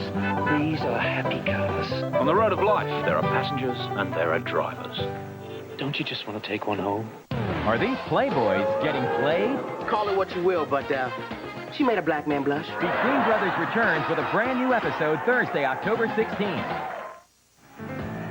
This Tuesday, can 3 divorced guys juggle fatherhood and dating without losing their minds? Find out when Paul Reiser and Janine Garofalo star in the network premiere of Bye Bye Love Tuesday at 8, 7 Central on Fox. Aeneas Williams was hurt on that recovery of the botched field goal attempt. The Cardinals 1st and 10, leading by 3. Graham rifles it to Sanders, incomplete. Good coverage. Boy, that looked like a nice play by Dwayne Washington on the slant route. Very, very aggressive. You know, everybody in the stadium wants interference, but look at Dwayne Washington. He's looking at the quarterback. He knows what this route is right now. And he uses that upfield hand to come right at the ball. I thought that's a good play. Yeah, but don't you as a cornerback get picked on by the officials when you reach around like that? That's the one that if you don't make body contact, most of the time they'll let it go. On a draw. McElroy. This is his best game. Inside Minnesota territory. McElroy has exploded as far as a running back. He has been down all year long here. He hasn't done it. There's been a lot of criticism as you look at Orlando Thomas down there. And today, he's completely changed colors.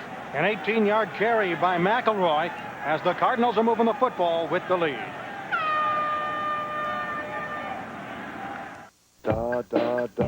Went off on his own power, being worked on now, making the tackle on McElroy. Yeah, a couple years ago, he had that ACL injury to his left knee.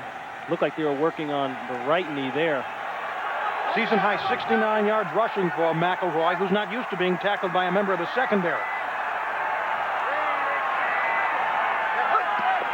On first down, a draw, McElroy up the middle, a couple of yards.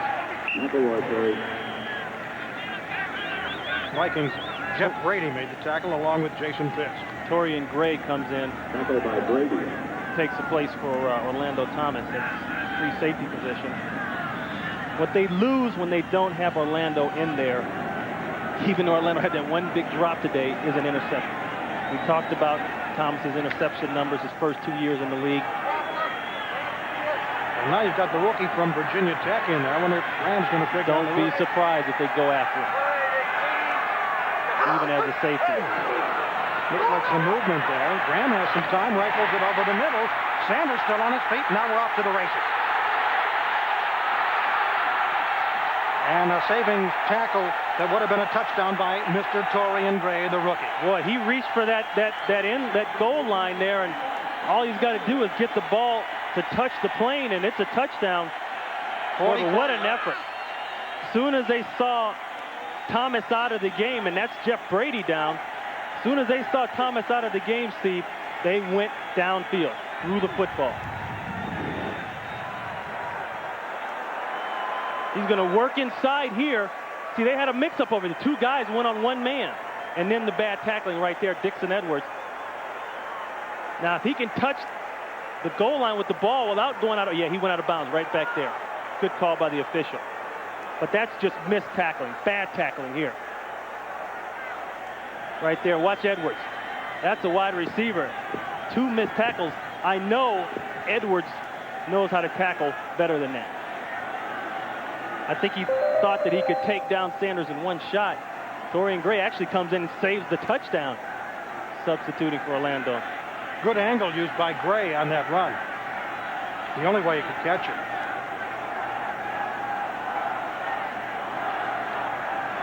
Boy, this is a huge day for Frank Sanders, and it's turning into be a huge day now for the Cardinals. And it started off like they wanted it to start off. They stayed in, they stayed close. You know, the heat, you have to believe, has been a factor for both teams, but more so for the Vikings. I mean, 120 degrees down the field, that's serious stuff. Is that why everybody seems to be more injury prone today, because of the extremity? Of course, you lose the water, you know. Look at the suntan. I don't think the heat's bothering these guys. Maybe the heat has already gotten to them.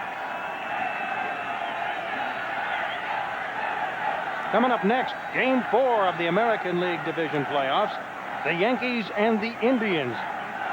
And the defending champs take the lead there.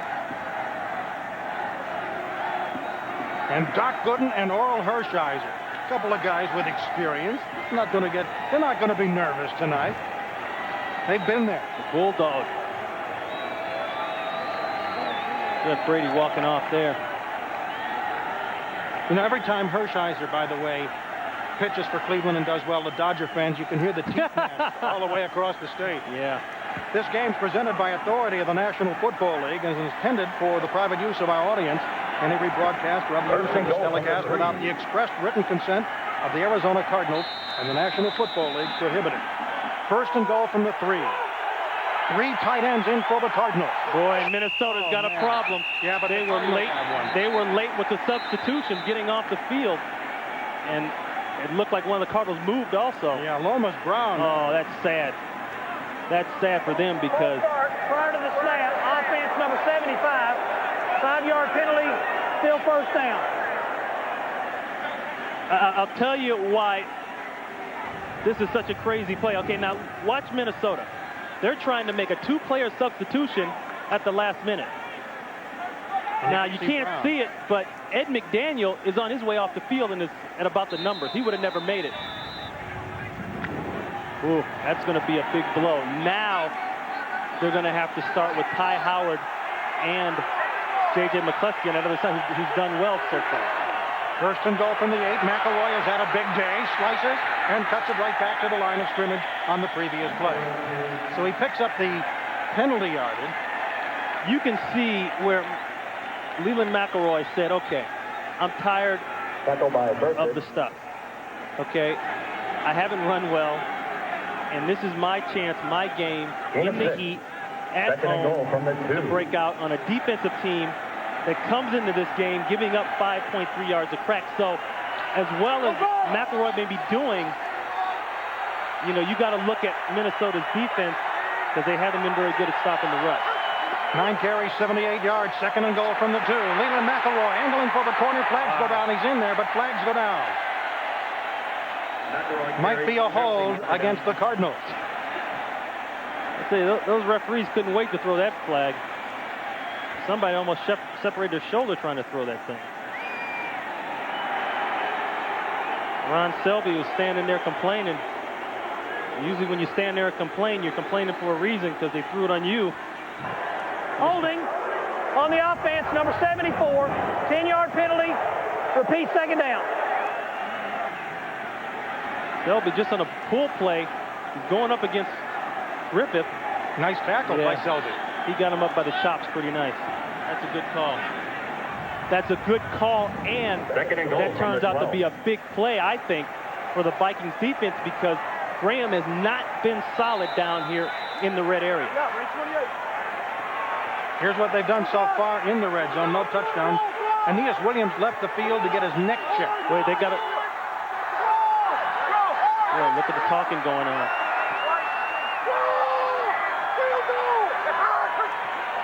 On second and goal from the 12 for the Cardinals. That's to Rob Moore, but what is that? It's called like a 1-yard gain. With a dangerous pass. Complete to Rob Moore. If I'm Vince Tobin, oh boy, if you're going to let him throw it, you got to let him throw it toward the back of the end zone, the corners, Third and back goal of the end zone. It just seems like Graham is unsure where he wants to go to here. And this turns out to be a huge series of downs now for the Vikings.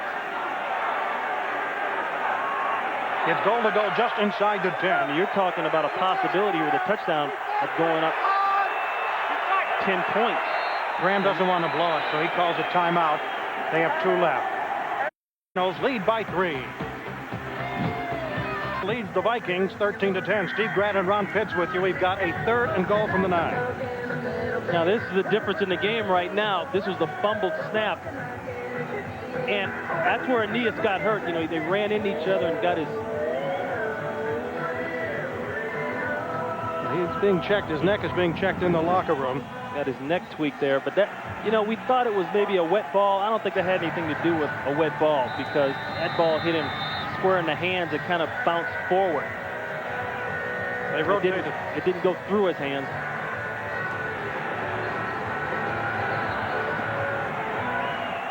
Now they've allowed 9 touchdowns in the red zone this year, going into the game with 13 attempts.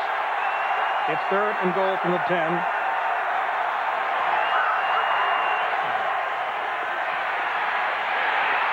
They're not going to let Graham slip away under no circumstances. Smith and Randall. It's like I said, throwing the ball, it just doesn't seem like they have a fit or a good idea on where they want to go and how they want to do it. It's been trouble every time Graham's dropped back in the red zone to throw the ball. Now, Randall right there. Watch his moves. That's just straight power. Just straight power and leverage. I mean, you're talking about a guy, like you said, that doesn't believe in taking days off.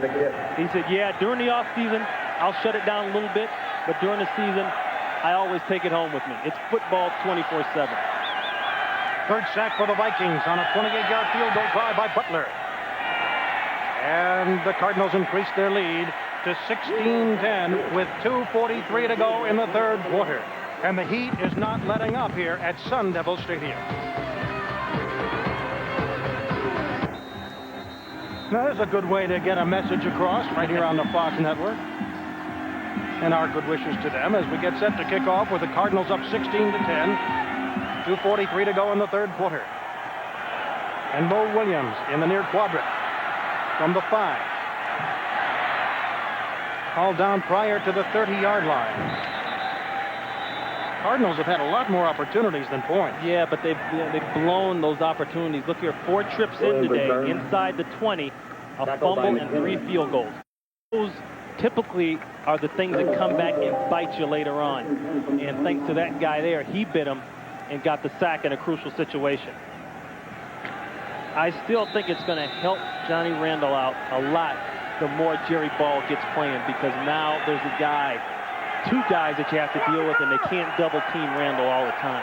You know, this is the best field position for the Vikings. That's unusual against the Cardinals who've had trouble, and Smith cuts it back just like we expected, and he's across the 45 and out of bounds. J.J. McCleskey pushed him out. See, you can't coach that. You can't coach it, and it's hard to defend against it. And that's the same thing that Robert Smith has done. He did it in Buffalo. He's going to start this way. It's not here, and his vision lets him take it. Look at this. He's not nowhere to go over here, but he can see this back here. Peripherally, he can see that. That's why it's good for running backs to have vision. And that's why it's also good to have a guy like McCleskey who stepped up today and playing. 16-yard pickup, 1st and 10 from their own 45 for the Vikes.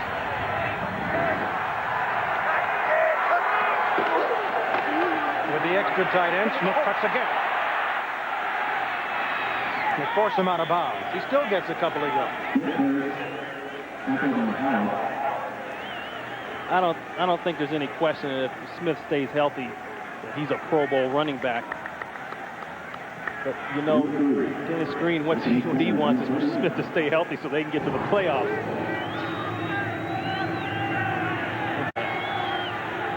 Regardless of the production being down today, they've got some big boys up there who move people. Big boys defensively, too. Mark Smith and Brad Otis brought in by the Cardinals defensively on 2nd and 7. Vikings handling the extra pressure, but Johnson overthrows. Brad Johnson let that one sail just a little bit. He might have had that one. I tell you, a good matchup today. Todd Stussy, he said no, going against Simeon Rice right here. I have to be very patient, and I got to try to get my hands on him before he gets his hands on me. And that time, you see the way he reached. Once he gets his hands, preferably inside, he can stop him. But Simeon Rice, a speed guy, he's got to be careful getting beat around the corner like he did earlier in the quarter. 3rd and 7 from the 47 of the Vikings. Carter and Reed to the same side. A fumble on that sack. He recovered it. Jameer Miller was right in there before Johnson had any idea what happened. They got guys moving around. They had 3 down linemen. And then they start to move Jameer Miller around to try to confuse blocking schemes. 2nd sack for the Cardinals. 3rd sack this year for Miller, former UCLA standout. And now Mitch Berger will punt. And that was the thing that Brian Billick, the offensive coordinator for the Vikings, knew he had to deal with coming in here today. A lot of different looks, more so than before from Arizona. Kevin Williams, the deep man for Arizona. This is the time that they need a good punt return, and Minnesota needs to cover. To 25. You know, we've got important action on Fox when it comes to baseball, and these football players enjoy the playoffs. Here's a perfect example. Hi, I'm Ed McDaniel with the Minnesota Vikings. Stay tuned for the baseball game coming up next between the Yankees and Cleveland Indians. Go Cleveland! Smoky. Well, some guys are natural hams, I tell you. Natural hams. They're going to book them 3 weeks at Harrah's or something. I'm telling you. It's coming up right after our game. That's the guy that sits in the stand when he's injured and eats hot dogs with the fans. But you got to love it. The game needs more Ed McDaniel. 1st and 10 from the Cardinal 25. Graham is lucky that was not picked off. Can you tell that Graham looks a hole in where he's going to throw the ball? I mean, could you tell that he wanted to throw to the right side? I could, because he stared there from the time he took the snap. That's one thing he's got to get better at. Stop staring a hole in where you're going to throw the ball and look off people and look other places. And when he looks people off, he gets success. And what you're talking about, Len Dawson, the great quarterback formerly with the Chiefs, used to say, hey, that's a Western Union pass. Right. He telegraphs it to the secondary. 2nd and 10. McElroy. Easy. Ned still pushing, maybe 2 yards on the game. McElroy carries. Dixon Edwards on the stop. Tackled by Edwards. And I'm curious, is it slowing down? Is the pace a little slower? Hey, the pace has to slow down. It has to slow down. You know, you're talking about this kind of heat. But what has to happen is when the team needs a play, like Minnesota needed that play in the red zone, John Randall or whoever has to come and get it. This is likely the final play of the 3rd quarter unless a penalty or an incompletion on 3rd and 8. 4 wideouts for the Cardinals. Edwards ripped down after a first down is made. You know, Edwards had a big game against Tampa Bay last week. He was the go-to guy. And that's the end of the 3rd quarter of play. The Arizona Cardinals lead the Minnesota Vikings 16-10. We'll be back to Tempe.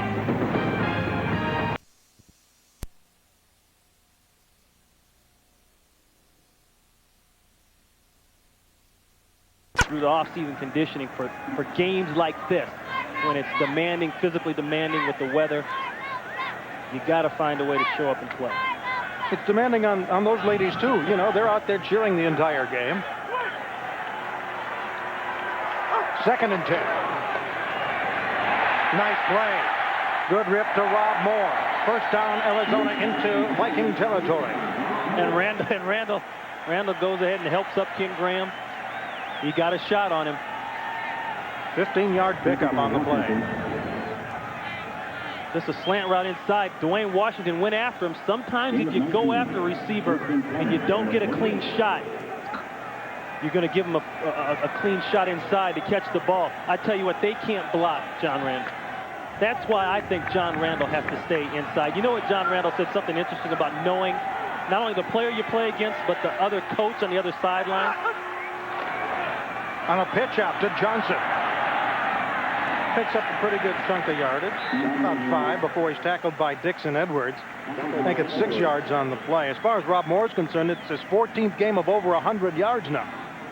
So we're talking about the big stars on the Vikings, but all of a sudden Rob Moore is having a big day. Yeah.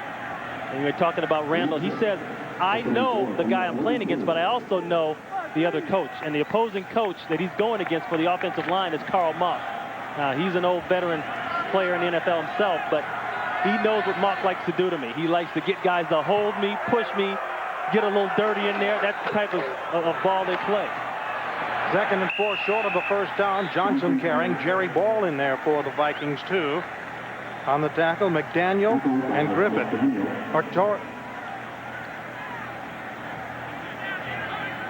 And by the way, Orlando Thomas has a strained hamstring. He's questionable about coming back in the Vikings secondary. A 16-10 ball game right now. The Cardinals on top of the Vikings. On 3rd and short. A long one.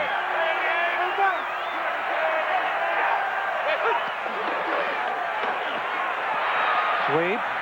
Johnson, first down. Right now for a McDonald's game break. Let's return to Kevin Harlan at our Fox Television Center. All right, Steve, the Chiefs driving late, trying to get in field goal position in Miami, and the Dolphin defense stops Marcus Allen short of the first down, and the Dolphins beat Kansas City for the 6th consecutive game in South Florida. Let's go back to the Valley of the Sun, and here's Steve. Well, that stopped the Chiefs. Game. Yeah, stopped their 4-game winning streak. You know, I was reading rumors already that if Marino had a bad game, he was on the waiver wire. Can you imagine this? I don't know. I think you got to think they're just rumors right now. Dan Marino means an awful lot to that franchise. Graham's team has a first down. McElroy goes over left tackle. Picks up maybe 2 or 3. You know what this game has been? It's been like, remember the fight a long time ago in Zaire between Ali and George Foreman versus the punishing pounder? Yeah. Well, I think that Arizona has played the part of Ali. They've kind of sat back and kept it close and done more than keep it close. They picked their spots on when to make plays. They've gone ahead. They lead the game right now. And they're just trying to slowly wear down on the Vikings defense. 2nd and 7, 10th play of the drive. That'll wear you down. Moore goes way out to the left side. And you've got McElroy way out to the right. Cedric Smith in for center. Ooh, he's short of the 30-yard line. Good hit by Leonard Wheeler. Nice hit. 6th-year man out of Troy State. Leonard Wheeler, free agent from Cincinnati, picked up this year. He came from a secondary that led the NFL in interception. That's when you need your safeties to come down, recognize pass, come down and make a play. Be that extra guy. Extra receivers coming in for the Cardinals on 3rd down. 5 yards to go on the Viking 31. 10:43 to go in the game.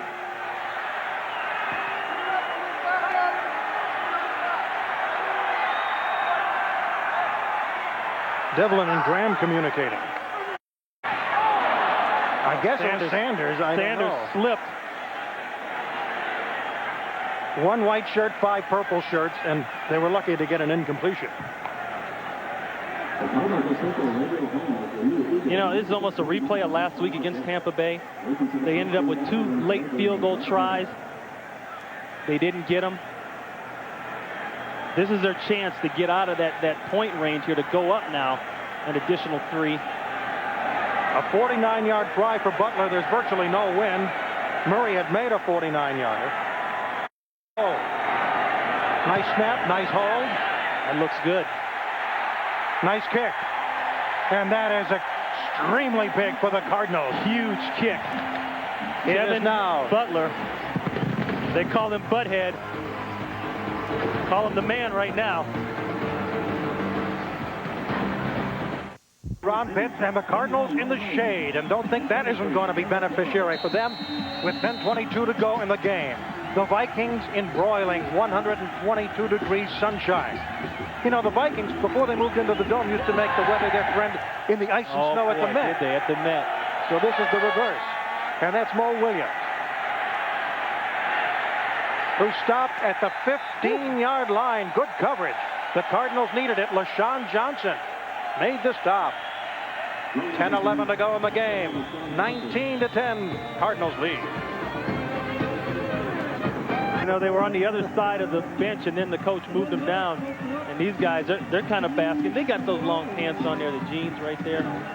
I still wonder what's in that trash can. IVs.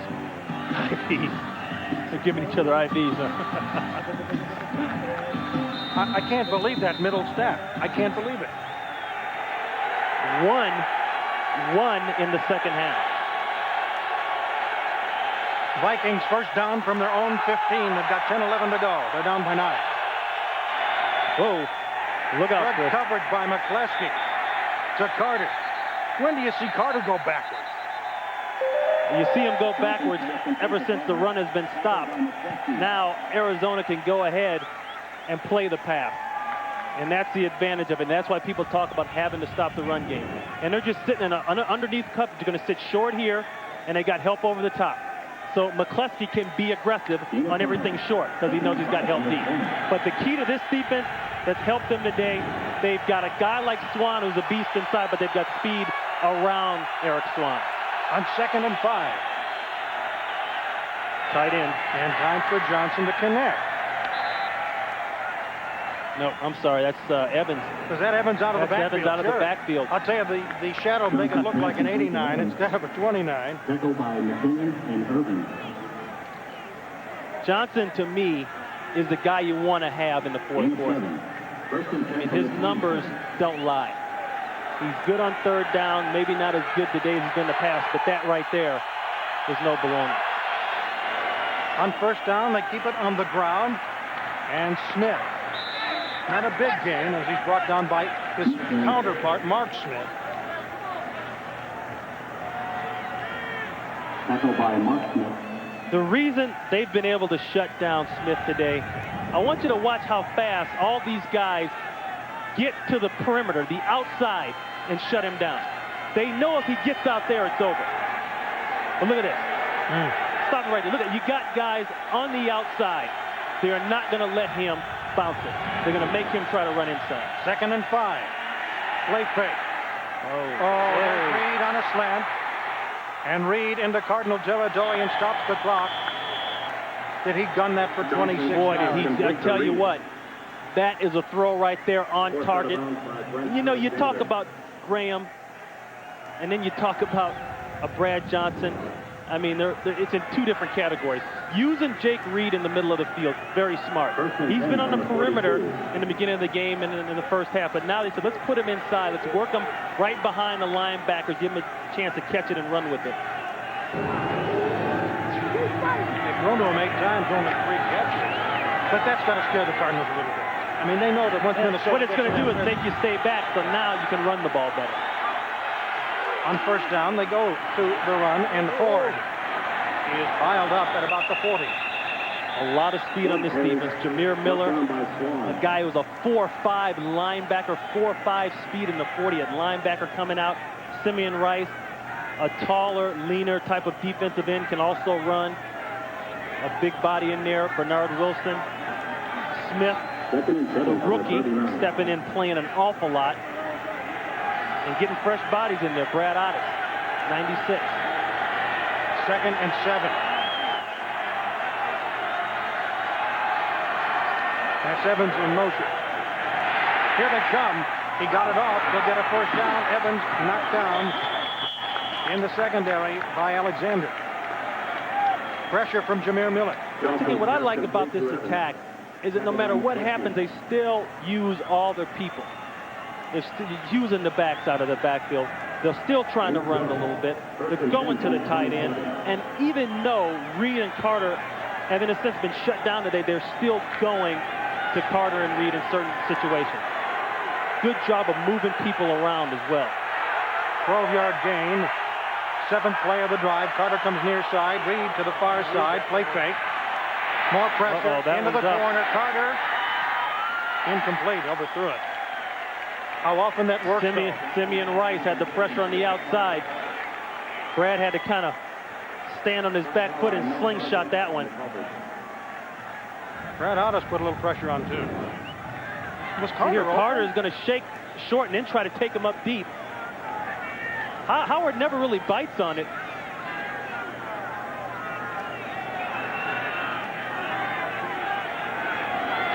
Simeon Rice working on the outside of Dill. They moved him around. And Brad Otis came on the opposite side. From the 27, 2nd and 10 for the Vikings.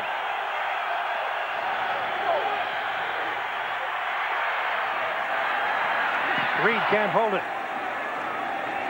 Coverage by Brent Alexander, the safety. Huge, huge, huge 3rd down play coming up here.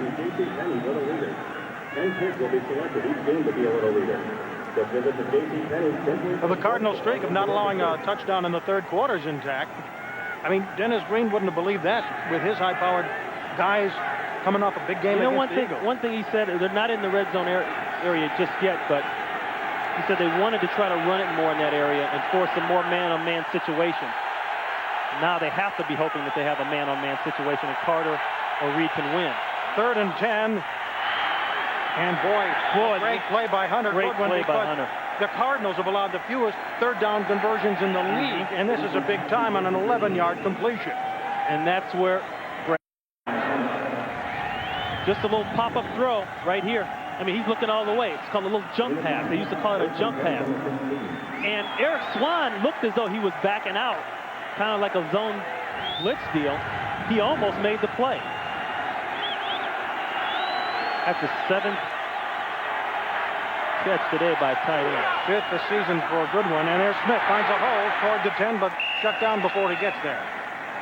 Matt Darby made the stop. Aeneas Williams is back, and that's great news. Remember, his neck was checked after he dove on that botched field goal by the Vikings. Now here's what I'm talking about. This is where Dennis Green wants to try to run it more, be a little bit more conservative early, hopefully force an 8-man front in order to bring one of those safeties down to stop the run and then get man-to-man outside. 11th play of the drive, 2nd and 4. From the 10. Play fake. Tight end again. DeLong. Just, is he short? Yeah. What a hit. What a hit. Wow. That looks like Aeneas. I can't see. Whoa.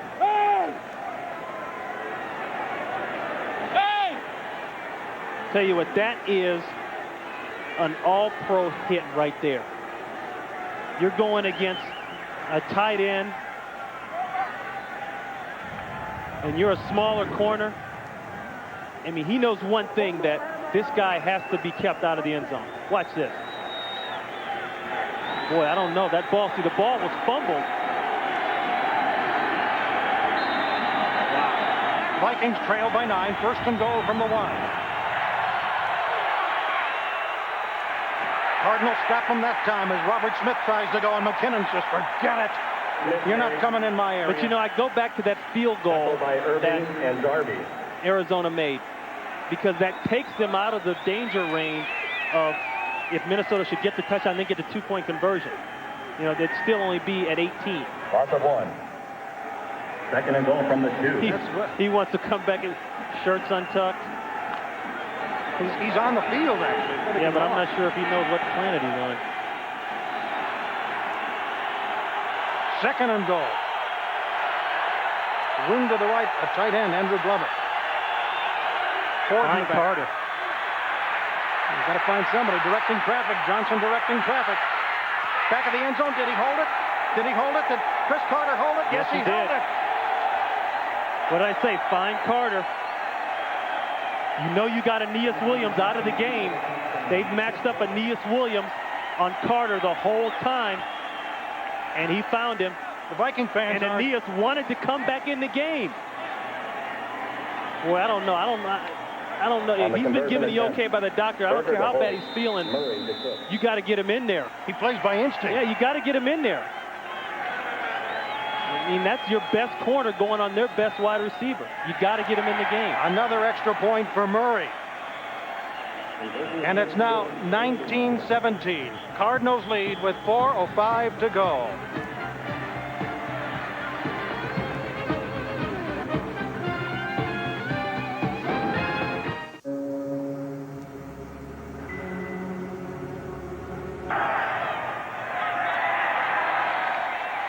And that is good. So now it's 19-17 in favor of the Cardinals.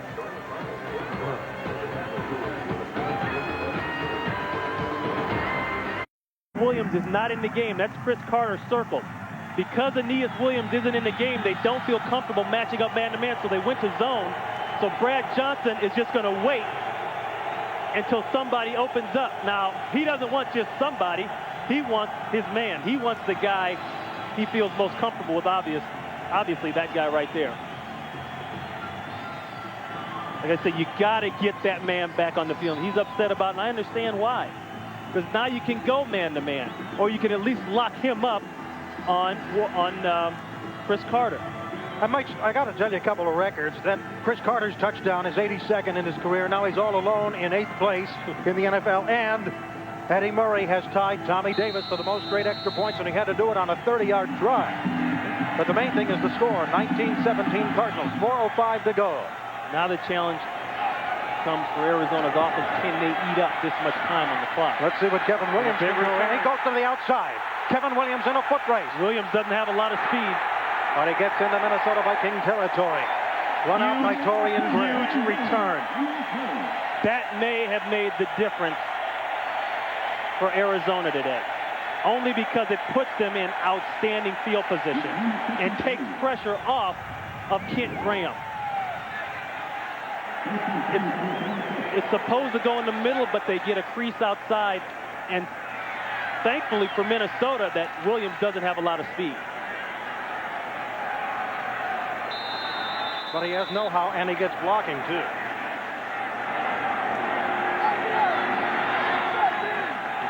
That's a little clip there. Double team, tag team wrestling. 54, make that a 52-yard return, the longest for the Cardinals this year on first down. McElroy gets into the secondary.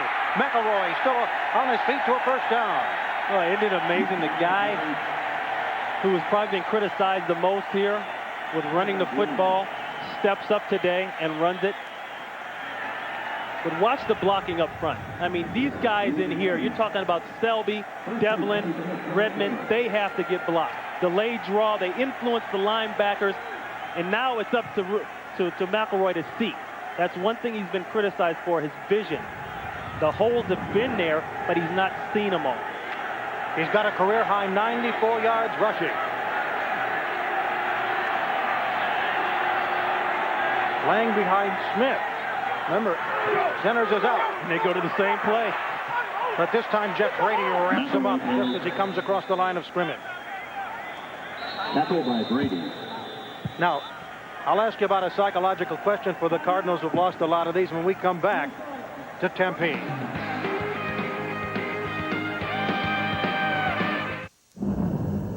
It's Camp Cardinal in the shade. It cools off. It's now 95 on the Cardinal side. Yeah, still but 122. You brought up the thing about the old Metropolitan Stadium back in Minnesota. Well, back then they used to do the same thing, but in reverse. Yeah. They used to put the Vikings in the sun, and when it was minus 30 degrees, they were a few degrees warmer than the other team. 2nd and 9. 2:55 to go in the game. Cardinals lead by 2. There it is. The slant to Sanders, who catches the ball down to the Vikings 20-yard line. Now they move the chains and force Minnesota to start burning timeouts. And as you burn timeouts and you're behind, now you're cutting the rope short for your offense. 13-yard pickup. Well, they're just playing off way too much there. I mean, this is critical down territory. He just waited and waited for it to open up, and there it was. The Cardinals, so much bad luck this season, some of it self-made. Graham isn't using enough time off that clock. He's slowing it down, looking. That's what he should be doing. In motion. Didn't need the lead blocker from McElroy, but a lot of purple there. He won't run through that purple wall. Jason Fisk, the first guy to hit him. And we've now reached the 2-minute warning. It's still a 2-point lead. Is most similar to what's going on today, because if you remember correctly, Larry Centers had the big fumble with like 3 minutes and something left. Cincinnati took the ball down the field. Blake and Pickens, and they put it in and they beat them. The botched field goal attempt by the Vikings is the difference right now. Absolutely. Berger couldn't hold it. It was a wet ball. You know, you're looking at 2nd and 10. Minnesota is they're gonna probably force Minnesota to at least burn one timeout, and if not more, if they can move it. As a former player, the Cardinals have had all this bad luck. Does that psychological problem start to weigh on them even in the good situation? Oh, it's there. It's way in the back of your head. LaShawn Johnson in behind Smith on 2nd and 11. Oh, man. There was a total miscommunication and a flag. Kent Graham ought to be thankful that there was a collision, because Dwayne Washington was making a beat on that slant throw. I don't understand that. They're going to get... it's against the Vikes. They're making it on Dwayne Washington. He had to be aggressive. I don't blame him. Quick slant. He's going to play it fast. Interference on the defense, number 20. First down. Now, he makes the contact, but the problem is Dwayne Washington has a right to his territory on the field. He's driving toward the ball. They both run into each other. But now it changes the whole complexion of everything. It's a first down. And the Vikings have only 2 timeouts remaining with 1:58 to go in the game. Moore to the left, Sanders to the right on first down from the 15.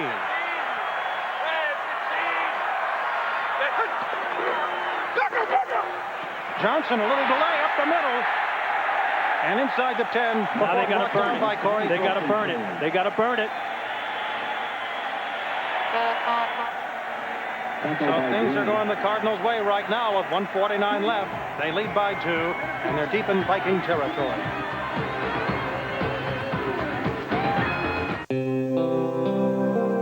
Send your packages in 2 days with FedEx to lots of different places. You get lots of different prices. Send your packages in 2 days with UPS to lots of different places. You get lots of different prices. Send your packages in 2 to 3 days with priority mail to lots of different places. You get the same price. You know, $3. So, what's your priority? Priority mail from the U.S. Postal Service. Steve Grad, Ron Pitts, and Dennis Green back with you at Sun Devil Stadium. And his team has been lurching this year. Win 2, lose 2, win 1. And now they've got to fight. And the thing about it, they can't afford to lurch this year. I mean, that division's always close, but even though Tampa Bay got beat today, you know, they've gotten off to a great start. And they've beaten Minnesota at Minnesota, so they got to go back down to Tampa Bay and play. They've got Green Bay to deal with. Detroit loses today. That helps a little.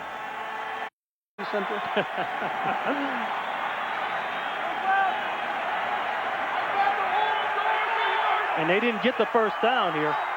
That was 2nd and 1. First down could clinch it. Johnson not going to get it here, though, either. They're going to have to burn it again. So now they're out of timeouts. John Randall and Robert Griffith made the tackles. And that's it. That's the end of the timeouts for the Vikings. Coming up next here on Fox, we've got division playoff baseball, the Yankees and the Indians, game 4. The Yanks with a victory could advance. Yeah. And it'll be Doc Gooden and Oral Hershiser, 2 of the toughest competitors in baseball. And the Orioles eliminate the Mariners. Let me tell you what you got here, okay? That last play for Minnesota was huge. 17-19.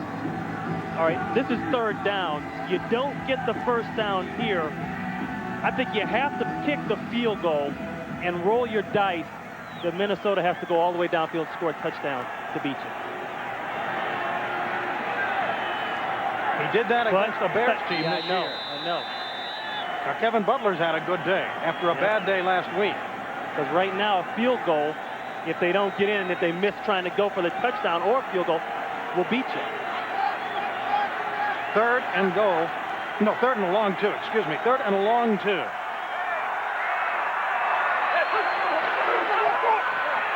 And they're not going to get that first down. That was Ed McDaniel. You talk about the heat, you talk about this and that, but it comes down to guys making plays when plays need to be made. You think they're going to call a timeout and kick it after they've worked it way down? Oh, well, you have to.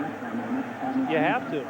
Maybe even go for a delay and move it back a little bit more. But well, I don't know if you want to do that. Butler's been a little bit erratic. I think you need to keep his distance. No, I think you're right. You don't take. But by the same token, you're looking at a guy who's one of the best in the league right now at 4th down. I mean, in the 4th quarter, in Brad Johnson.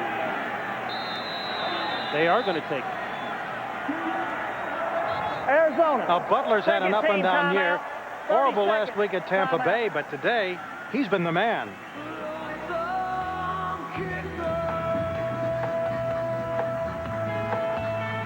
But I kick that ball and I pray it goes straight. If it does, the coach says good job number 8.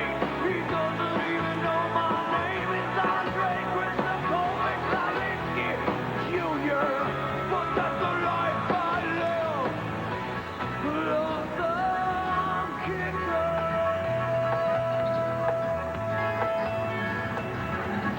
Kevin Butler, his rookie season with the Bears, he was in the Super Bowl.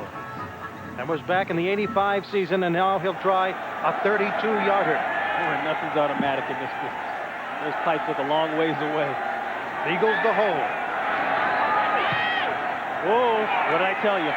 Nothing's automatic in this business. And the Cardinals are saying, what kind of a cloud is on our head? About it. Kevin Butler has been so erratic. Now You don't get the points. You get absolutely nothing. There's 52 seconds on the clock. No timeout. And this is Dennis Green's reaction. He missed it. He said he missed it. Look at that. He missed it. He missed it. You got to go back. I got to give some credit to two great plays from the Viking defense this last stand here, okay?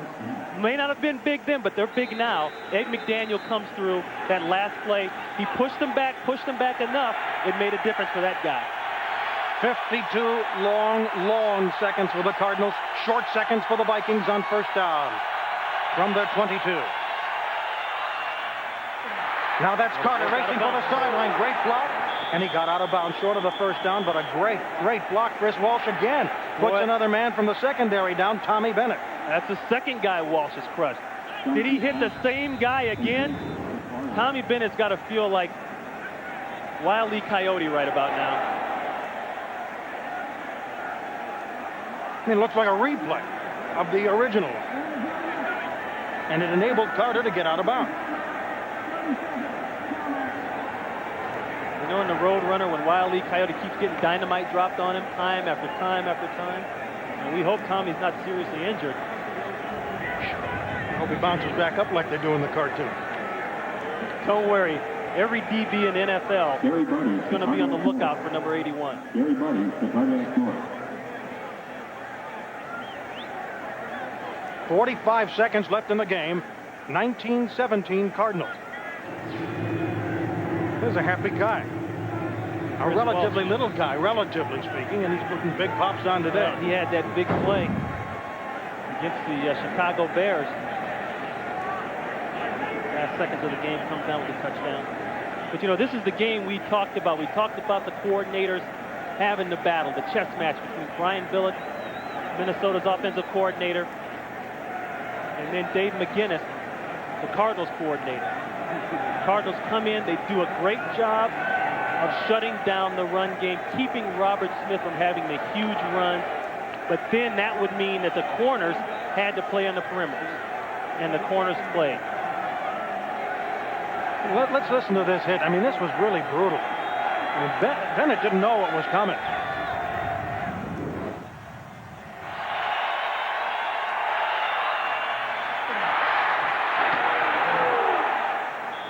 That's bone-wrecking hitting. And the worst part about that hit, that's a Stanford guy hitting the UCLA guy. I don't like that stuff. I'm a UCLA guy. Stanford a big win yesterday. That never would have happened if I were down the field, buddy. Trust me. That's what I'm saying. This is, you know, 2-1 game. Kwame Lassiter will replace Bennett. And I should think so. Yeah. After this, you're going to get Yankees-Indians baseball, Game 4. The winner of this series will take on the Orioles, who beat the Mariners today. Yanks up 2-1. And we'll join it right here on Fox. Now, will Murray figure into this? I mean, 41 years old, oldest player in the league. 2 weeks ago, a commentator on the Lions broadcast. You have to put your money down that he will. I mean, with the weapons Minnesota has, with Brad Johnson being effective. But boy, like I said, this is the time. This is the game between the coordinators. It's been going on all day. 2nd and 1. No timeouts for the Vikes.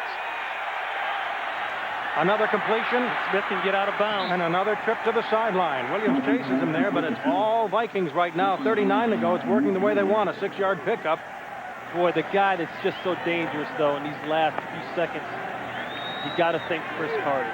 I mean, how many times in playoff games have you seen him catch balls, run down, make big, you know, just the guy that ends up somehow making the big play when they need it. Everything has to go to the perimeter, but if they see one running up the field clean, expect Johnson to take a shot at it. Reed on the near side, Carter on the right. Plenty of room in the middle for Glover. There it was. There it was. 22. But they don't have any timeouts, and they have plenty. Okay, he's got to throw this ball down. He's got to get everybody going and throw it down and kill the clock.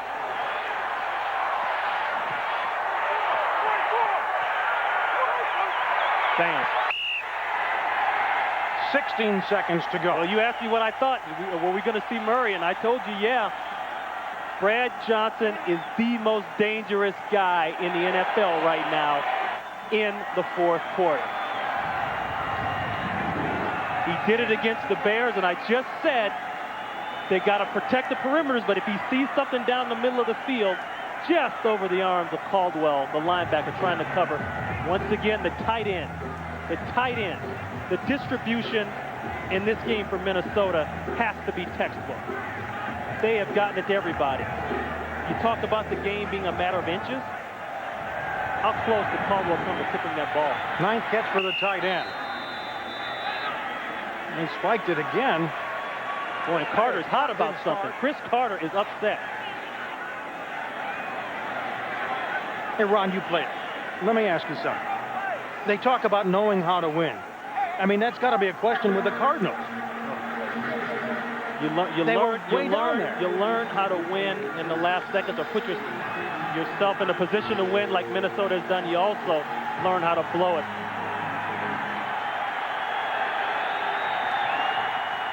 Now Murray tied Tommy Davis. This is a 38-yard field goal attempt. It looks good. And the Vikings have the lead. And the fans from the Northland are cheering on the far side. 20-19 Vikings, 10 seconds to go. If I'm going to line up with anybody at quarterback, and I got to have it, with no timeouts, a minute something left, I'm going to pick Brad Johnson. I the team down the field. This guy should go to the Pro Bowl this year. Now, Murray was brought in when they weren't happy with what was going on with the Vikings kicks. What about Butler? He missed the game of a field goal that would have prevented this. This doesn't beat you if Butler makes his kick. They got to put it in the end zone. But that's not even close. That's not even close. McCleskey coming in, but a good block by Glover turned him aside. I mean, it's got to kill the Cardinals. Kevin Williams brought it deep into Minnesota territory. We talked about the heat. We talked about the shade. We talked about the water. We talked about guys being activated. That's Dave McGinnis, the defensive coordinator. We said it's going in the blown. We said it was going to be a game between the coordinators.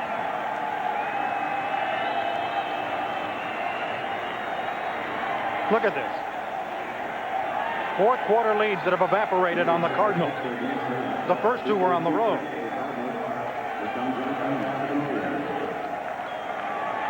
This man is beaming. He's confident. He said he was confident from the first day of minicamp, and he's been showing it. Well, how about Murray, though? Yeah. he said, I'm tight, I'm sharp, and I've been that way since minicamp. I like it. He's quietly, politely cocky. I like that. You need that. And a nice kickoff. Is he going to let it go out of bounds? No, goes in for a touchback. Got to get on the ball now. Kevin Williams down to, Minnesota took over at its own 22. No timeouts and 52 seconds to go, and they have the lead. So what's the strategy, Coach? We just showed the graphic there. Blown lead. They still have 10 seconds. And while it wasn't a fumble that gave the other team the ball back, it was a missed field goal, and once again, somebody drove down on the defense. And Vince Tobin, he's just beside himself.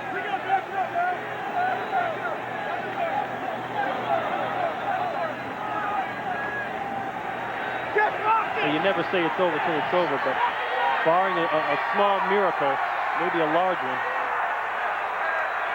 No timeouts for the Cardinals from their own 20. They'll wind up in the 50 right about. So time for one more. Unless there's a defensive penalty. We've got the Yankees and Indians coming up next. Don't worry, folks, you won't miss a pitch. You won't miss a pitch. Fox covered game 4 of that series. Oh, Butler's heart's breaking. But will Butler stay with the team? Not only will he get a chance to try to atone for it, but will he have a chance to stay with the team? Eddie Murray, who ties Tommy Davis, looks like he's kicked the game-winning field goal. 5 seconds left. Graham has a big, strong arm. Oh, and it was hit from the back. And the Vikings get themselves a victory. Derek Alexander got him from the back. Come from behind victory. Eddie Murray carried off the field. 20-19 Vikings.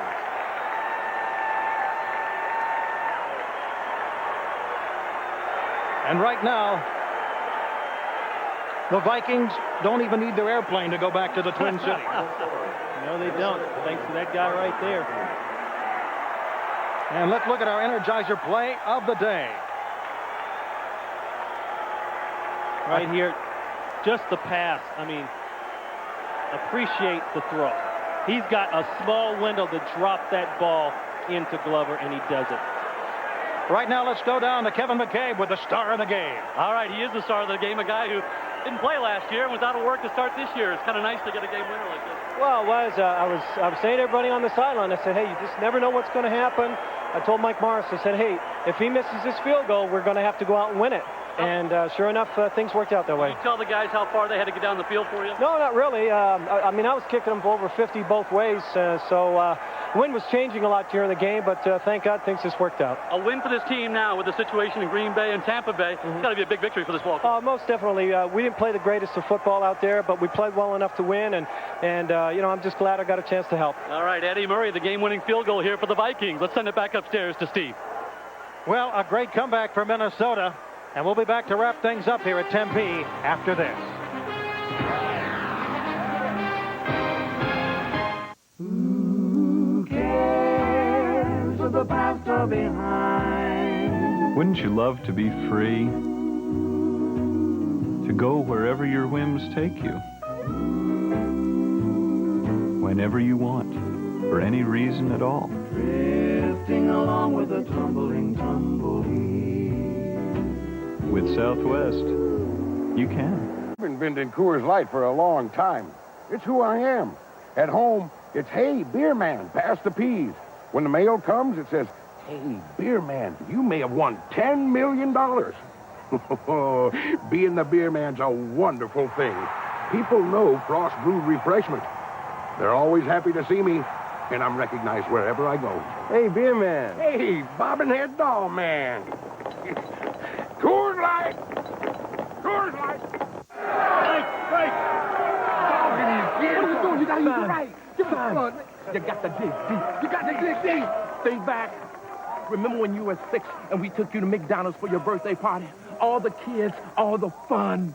All for you, son. For you. Remember that day, son? Remember when someone stole your fries, but we never found out who? Never found out. It was him. Did somebody say McDonald's? Lessons you've learned. That most men don't do laundry. Because washing machines don't come with a remote control. And the only time your boss returns your phone calls is when you're not there. And happiness isn't how much you have, but your ability to enjoy what you've got.